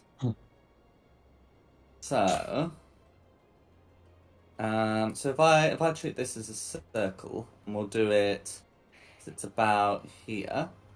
Well, that's 990 feet, and that's going to be close enough. From this position here, I can tell you no, I'm afraid. It's not a bad shout. But that sort of means there is no evil cultists in this part of the lower city. I mean, how many times can you cast that? Can we just walk 1,000 paces in a direction and try again? Presumably, yeah. I can cast it 3 times. Alright, then, Mr. Metal Detector, off you go. Come with me in case anyone attacks me. So if we were here in Brampton... I might be looking at businesses as we walk past to see if any catch my eye. Is there a... It's night time, they're close down, mate. Yeah.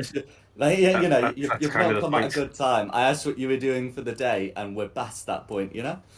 I did buy Thieves' Tool earlier in the day. But yeah, unless we've got any urgent other thing we need to do, I guess we could walk over to Bloom Ridge and I can do it again.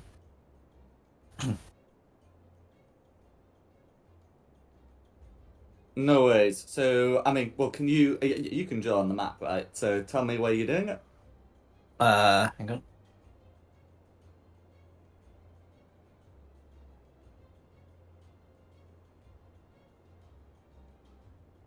I guess. There. Okay. Bigger than I thought, this place. Yeah, well, no, it's yeah, so it's a good We were size. So hang on. On the way, I'll do it all 3 times. So actually, I won't walk all the way over to Bloom Ridge to do it for the second time because it's bigger than I thought. I will go to Heapside. Go to that crossroads there, and try that. Okay. Yeah, you are able to find one northwest. Oh. Oh, woo. Oh. Bleep, bleep, bleep, bleep, bleep. Yeah. Or just Eh. mark it off as a spell slot again. We can so direction from where I am there, it's northwest. So can I just sort of start heading in that direction with everybody and see what we see? Absolutely. Yeah. So, do you remember? What was I going to say? Oh yeah. Do you remember who the symbol belongs to and what these people are about? It was Baal, the murder blood god, wasn't it? Mm-hmm. Murder cult. Do you remember how how many of them there were? Hopefully not that many.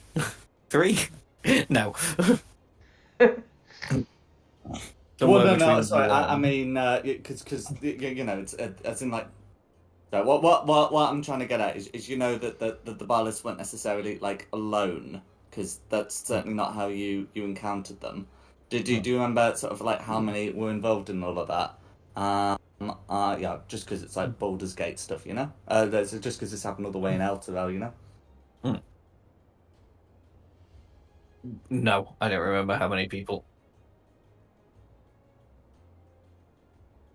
Oh no, not how many people, but how many? Right, yeah. Well, it's the you said about the dead 3, which is the god of death, Merkel, and the something other one. We'll call him Kevin. No worries. Anyone have any better notes? I remember Merkel and Ball.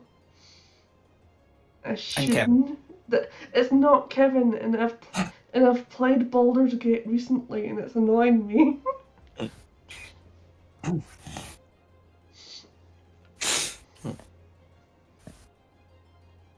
Okay.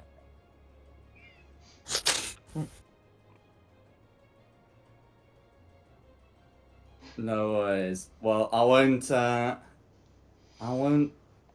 rack your brains any Bane. further. Ooh. Bane? Bane. There we go. Bane, not Kevin. Yeah, because they're alike. Hey.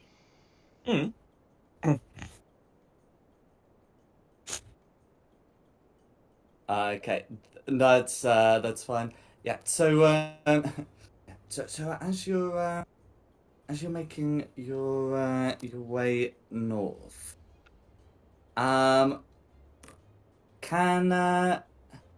you all make perception checks, like as a group kind of thing? Mm-hmm.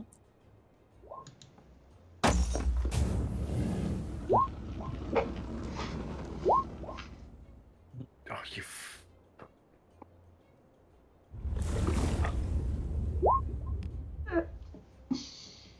Not wow. where I really wanted that 20 to come in. I kind of wanted that on the heist like 2 rolls ago.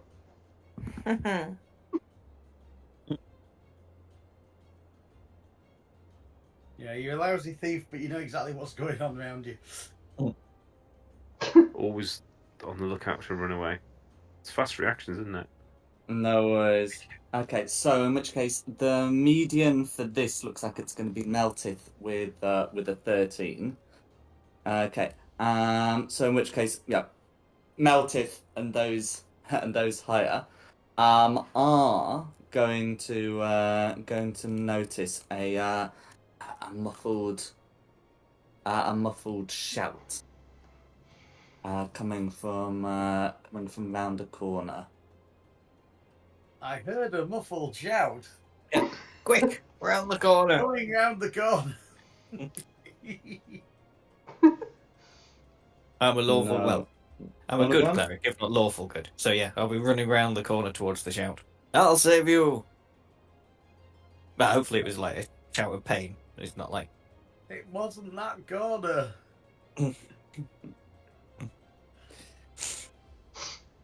No worries. And okay, and then I'm gonna pop you on the map now. So you'd be coming around here, and you can see 3 hooded figures standing over a dead body. Other side, Shulon. Oh, sorry. Stop. In the name of love. Okay, and then can everyone roll initiative, please?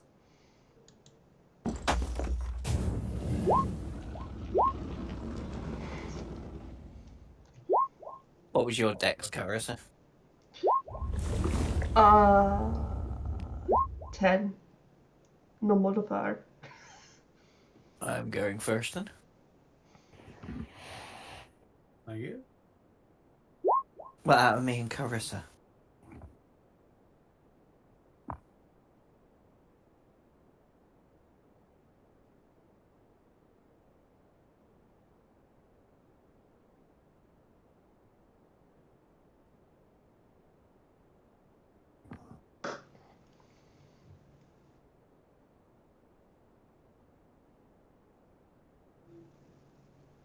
Okay, have you got everyone's... I do. So we're going to start with Meltith. Can I run up to him and start swinging? Go for it. Is the party happy with Well, me running up to him and starting swinging? Yeah, stop him. No. They just murdered somebody. Have Good. they? Oh, hang on, what's going on? What happened to innocent until proven guilty? Sorry, GM laid the corpse. They're literally standing for a dead Oh body. no, I can't reach.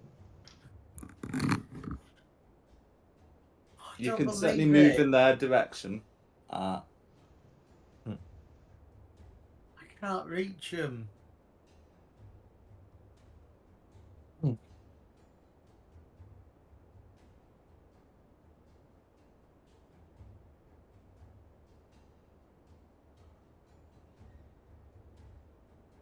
Alright, I move 25 foot. I shoot this one with a bow. Go for it.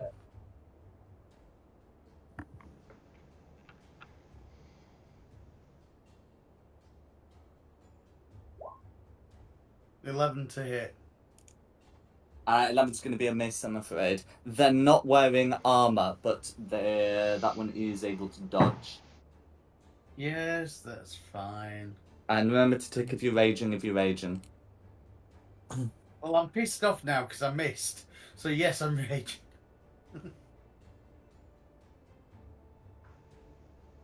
No worries. That'll be me. Okay, green. Okay. No worries. So, green is going to move up to Meltith and have no difficulty doing so.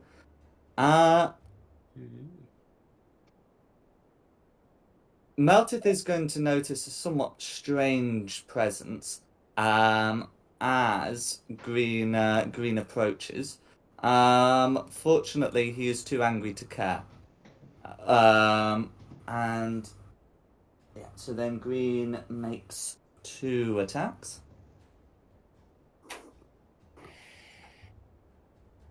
Okay. These attacks are going to be a 13 and a 9. Sorry, a 15 and an 11. Do either of those hit? Yeah, the 15 beats it. Okay, so the 15 beats it. That is going to be 8 piercing damage from a dagger, and then it can use Shroud Self ability to turn invisible. Well, 8 is half to 4 if I'm raging. Okay, that's correct. And then it's going to use the last 5 feet to step away from you whilst invisible. I think this is 3 weasels in a trench coat. And that's going to be Green's go. Who's next? Theo. Hang on, he's run away. Whilst invisible. Ah. So only the green's invisible at the moment, all right? Only the one with the ninja mask is invisible. What those little auras? Who knows? Okay.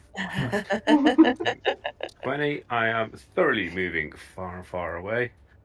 And if I can't see anyone but blue, let's do innate sorcery for advantage. They look like. I might have made a mistake here. That should be within range for poison spray with spell sniper. Spell sniper gives me distance, doesn't it?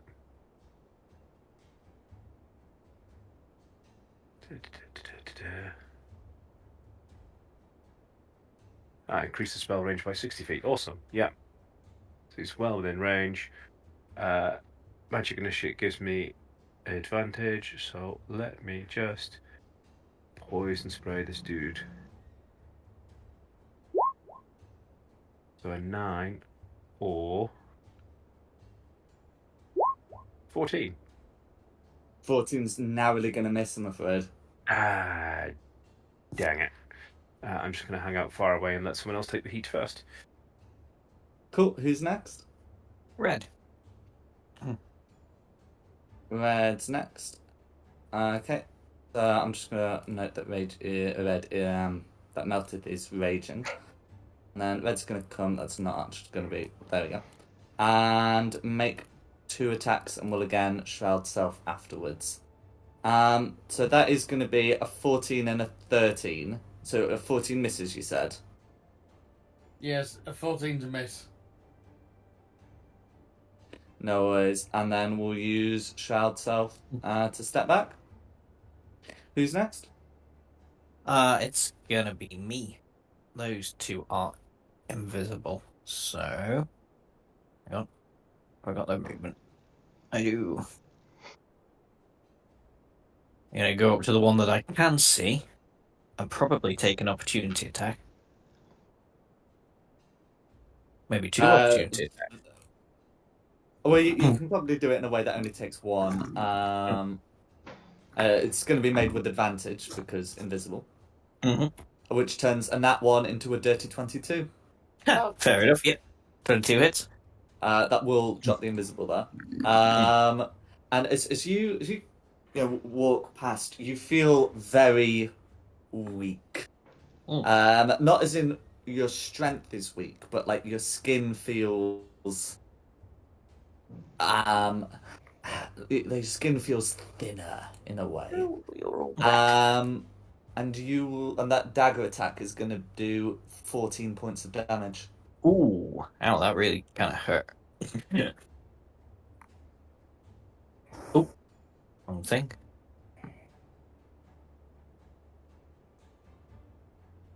Make it fighting.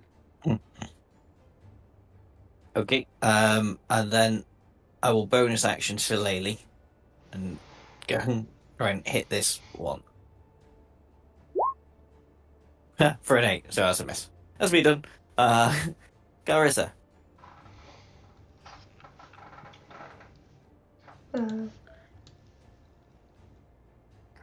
Way over to Red.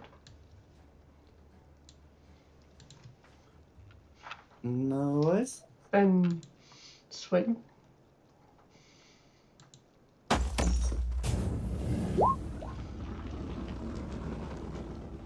A 16 will hit.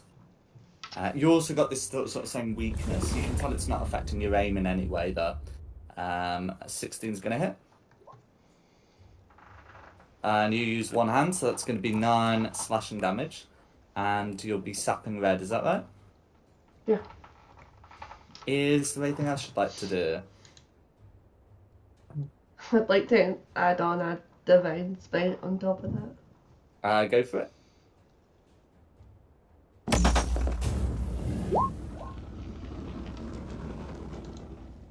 For another 3 radiant damage, all going through. Oops.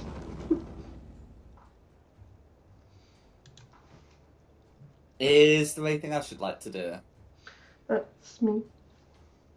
you. Okay. Gwynny. So green's invisible then. Correct.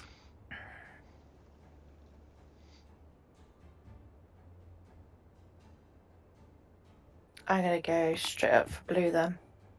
Go for it.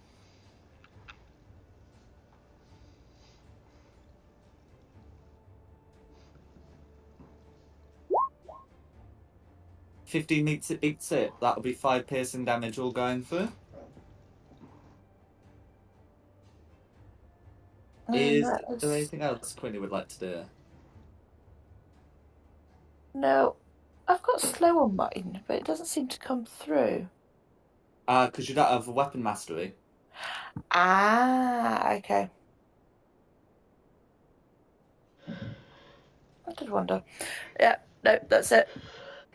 Okay, who's next? Blue. Blue. I mean, Blue might as well make 2 attacks against Shulong, as Shulong's kindly appeared in melee range. Those attacks are going to be a 12 and a 21. I presume that's going to be 1 hit, 1 miss. Yep.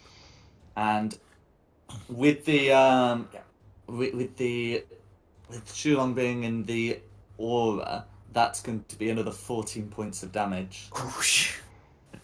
I'm very nearly dead. Then,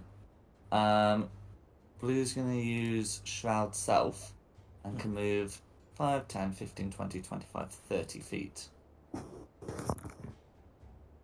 It's going to be Blue's turn. Who's Back next? to the top for Meltis. So, green's invisible, Correct. but I can see red. Correct. Then I'm gonna close and engage with red. Go for it. Using my shiny new greatsword.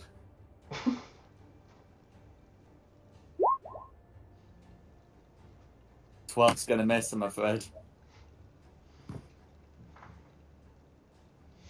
I never mentioned reckless, so forget the bloody thing. Right, okay. You should use reckless more, as long as you're within 60 feet of me, and get rid of their advantage back against Yeah. you. Yeah, because your subclass feature only gives you any advantage at all if you use Reckless. Otherwise, it's like a dead feature. I really need to start saying that more often. And I keep forgetting to say it, so as I say, now that I've remembered I've forgotten to say it, maybe I can remember saying it. Write yourself a little note. Yeah. I need to be 60 feet of you. And I've still only got 1 attack per action, so bollocks.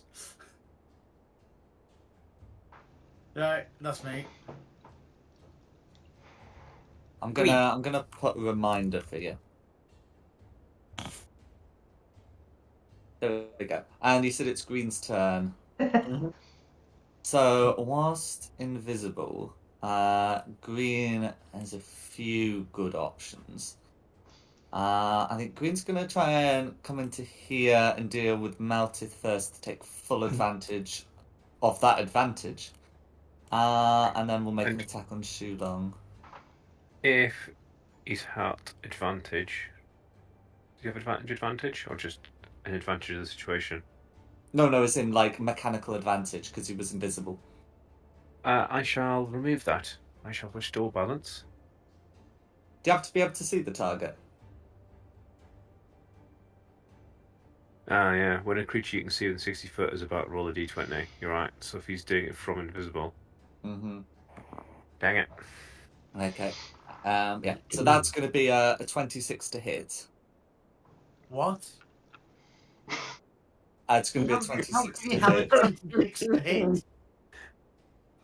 Okay. For you, that's going to be 8 piercing damage that you may halve to 4. Yeah.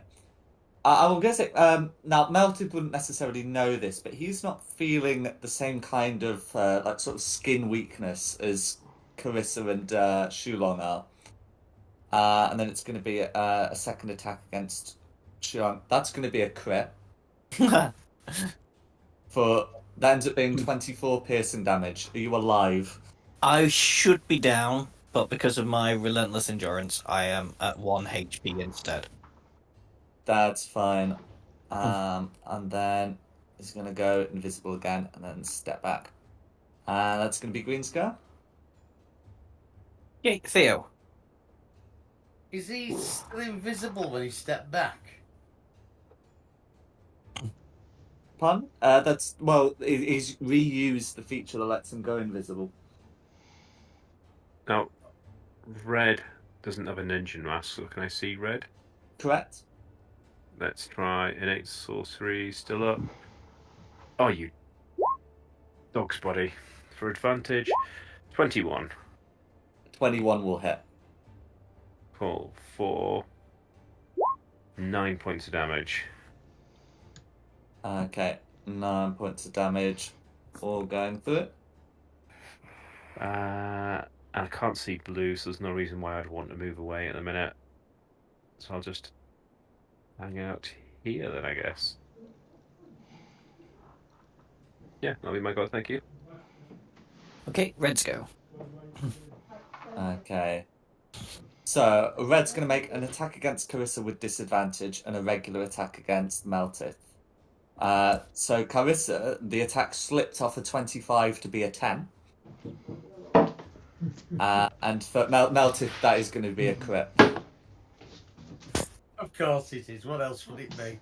Yeah, so that's going to be 10 piercing damage for Meltith, which he may halve to 5. And then is going to invisibly move away.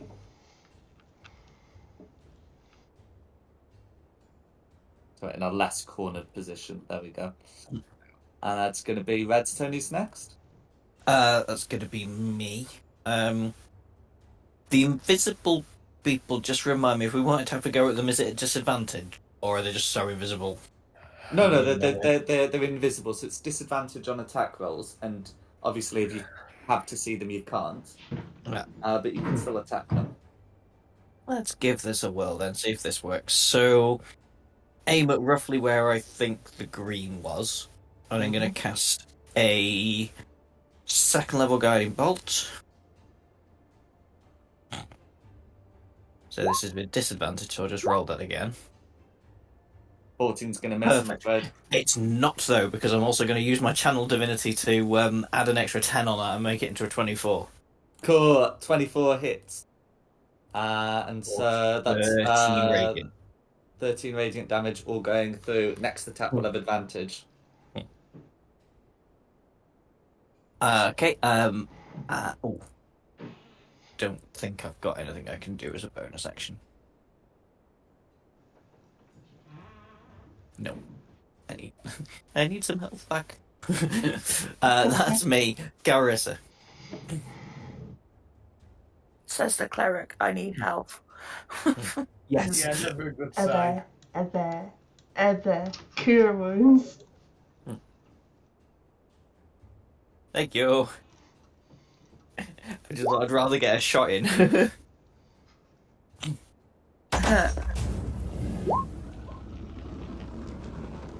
Go.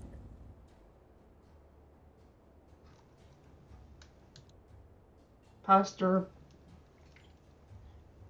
Okay, Quinny. So we can't actually see any of them now, can we?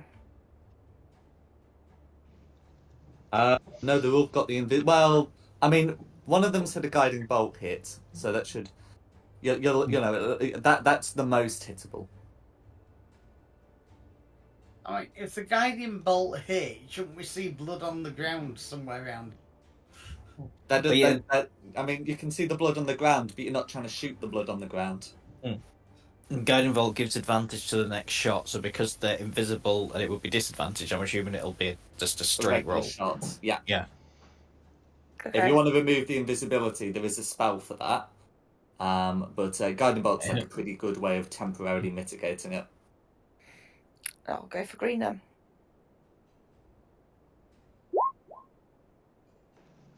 Meets it. That's going to be 11 piercing damage, all going through. The Guiding Bolt wears off. The invisibility isn't removed by them taking damage, but that one's not looking good.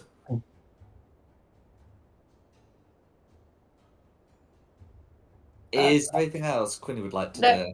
That's it. Okay, blue. Blue. In which case, Blue's going to appear right in front of Quinny and make 2 attacks. Quinny will actually feel like her skin becoming like clammy and almost like soft as they approach. And that's going to be an 18 to hit followed by a 15.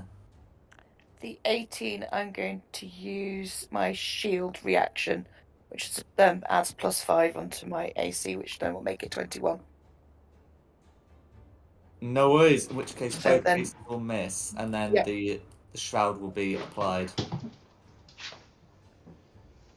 And that's going to be Blue's turn. Who's next? Okay, melteth then green. So literally it comes up to her and goes, boo, and disappears again. Yes. I like what you've done to remind me to mention the word reckless. I quite appreciate that, Jack. I assume the rest of you can't see it, but Jack's renamed my character name Reckless. Yeah, that's why I laugh. So, yes, reckless will be the word of the evening. The trouble is, I can't see anybody. No, but you know roughly that green is in that area, so you can attack that, but with disadvantage.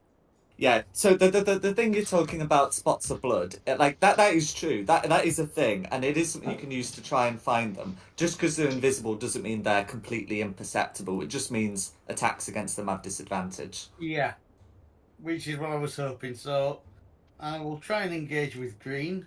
Mm-hmm. So it's with disadvantage. Unless... Reckless. I've said the word reckless. Yeah, it's not a disadvantage then. It's just a straight roll. Ah. Right. Marco! Hold on. I think that's a miss, isn't it? No, 16's a hit. 16's a hit. 16's a hit. 16's a hit. I've hit 15 both times.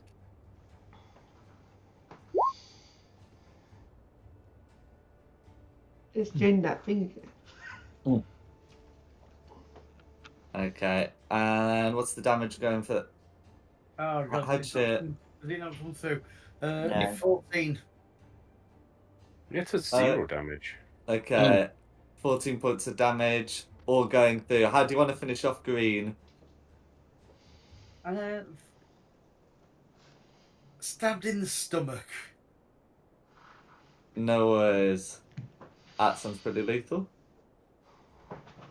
Well, it was. He's dead. Okay. Okay, not that this is going to help, but I'll add flavour. I'll smear his blood across my eyes, hoping that I can now see the invisible players. Well, this is the blinded condition. Sorry, like across. Oh, so when you say across your eyes, do you mean like across like your brows or like under your eyes? Under Or my in eyes. your eyes. Okay, right. That makes way more sense than trying to smear blood across your eyeballs. I think you and I went to the same place there. I'm like, oh, God, okay.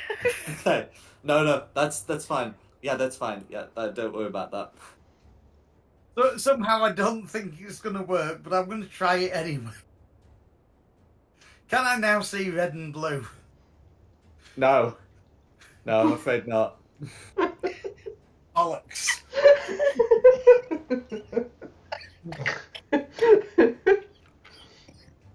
And of course, that's me.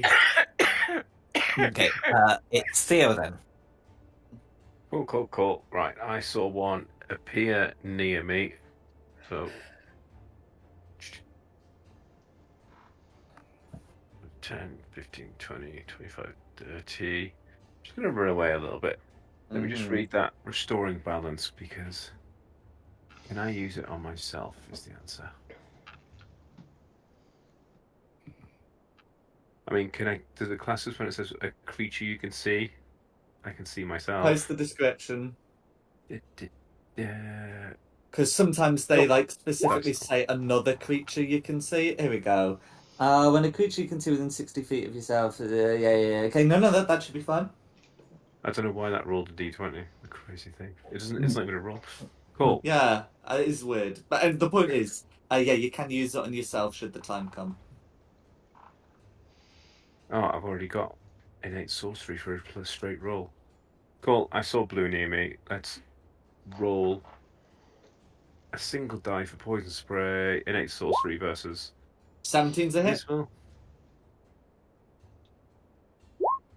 7 damage. For 7 poison damage, all going through. Is there anything else you'd like to do? No. I think we're using quicken, but that's waste, really. Nope, that'll do. Okay, Red.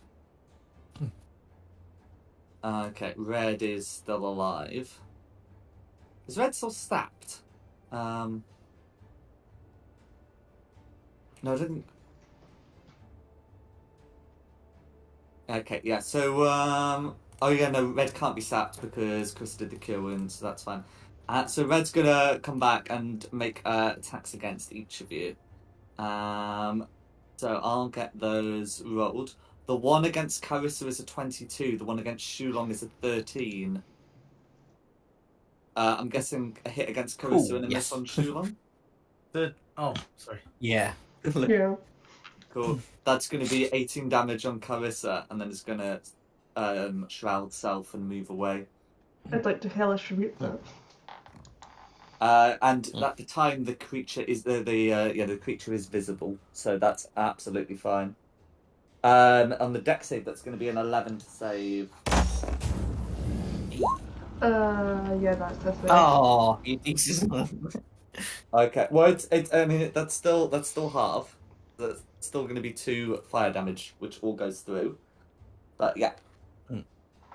And then that's going to be Red's go. Who's next? It's going to be me. I'm going to try and...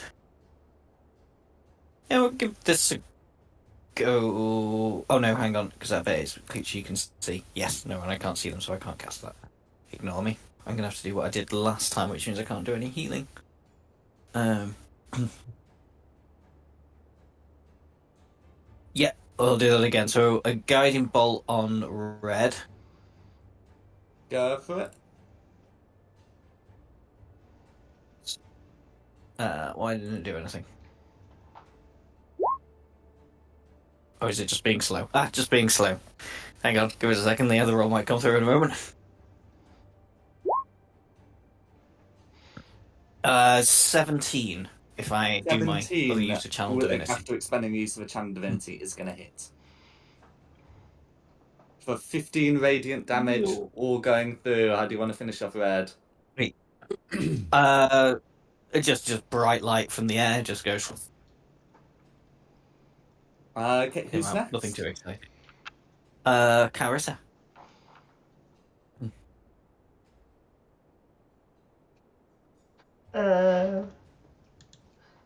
Would I be able to go up to Blue or?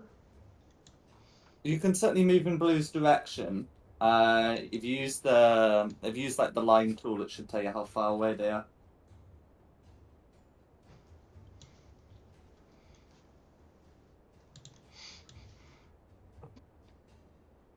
Gonna swing.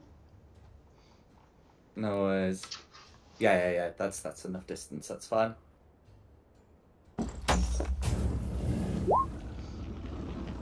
The 6 is going to miss, and disadvantage is going to be potentially missier. Is there anything else you'd like to do?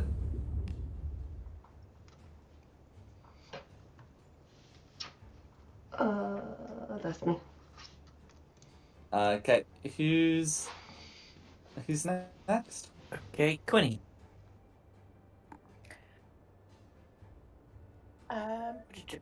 Quinny. Yeah. I'm going to move the same way as Theo. because I don't like being scared, and shoot in that general direction. Go for it. And I'm going to remove the disadvantage as my reaction.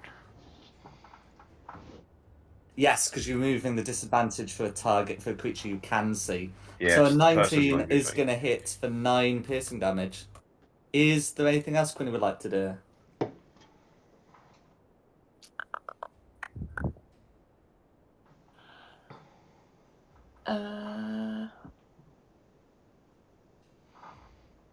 No. I mean, there is things you can do, but not useful, so no. Okay, no worries. Did you say blue next? Yeah. Blue's going to make 2 dagger attacks against Carissa. They are going to be a 12 and a 14. Both miss. So I believe both of those miss. And then using Shroud Self, it's going to try and get towards the more vulnerable. It's going to be Blue's go. Okay. Melteth. Would I have heard Blue just run away? Yes. Good. Pretty proud. Invisibility doesn't work against sound. Because otherwise I was going to move to here using the triangulation method that somebody had attacked south. But now you don't need to, and you can just go You straight don't over. need to. You can just move over, right? But I mean, the trouble is, he's now not there. Simon, just attack Blue. I can't see Blue. But you heard the direction you went for. You've seen everybody else just aim for things and sometimes hit and sometimes miss, and you know it can be done. All right. How far can I get? What is going on with this bloody game?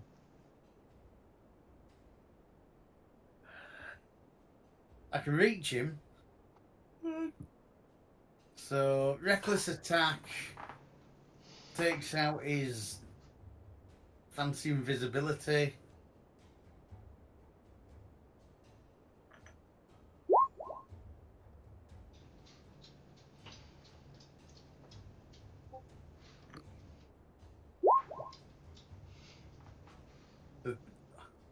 I don't know why this isn't coming through.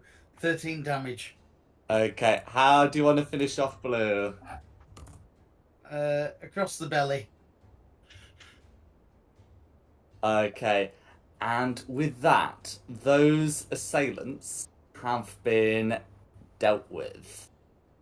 And as we're getting close to 11, I think we'll finish the session here and pick it up next week.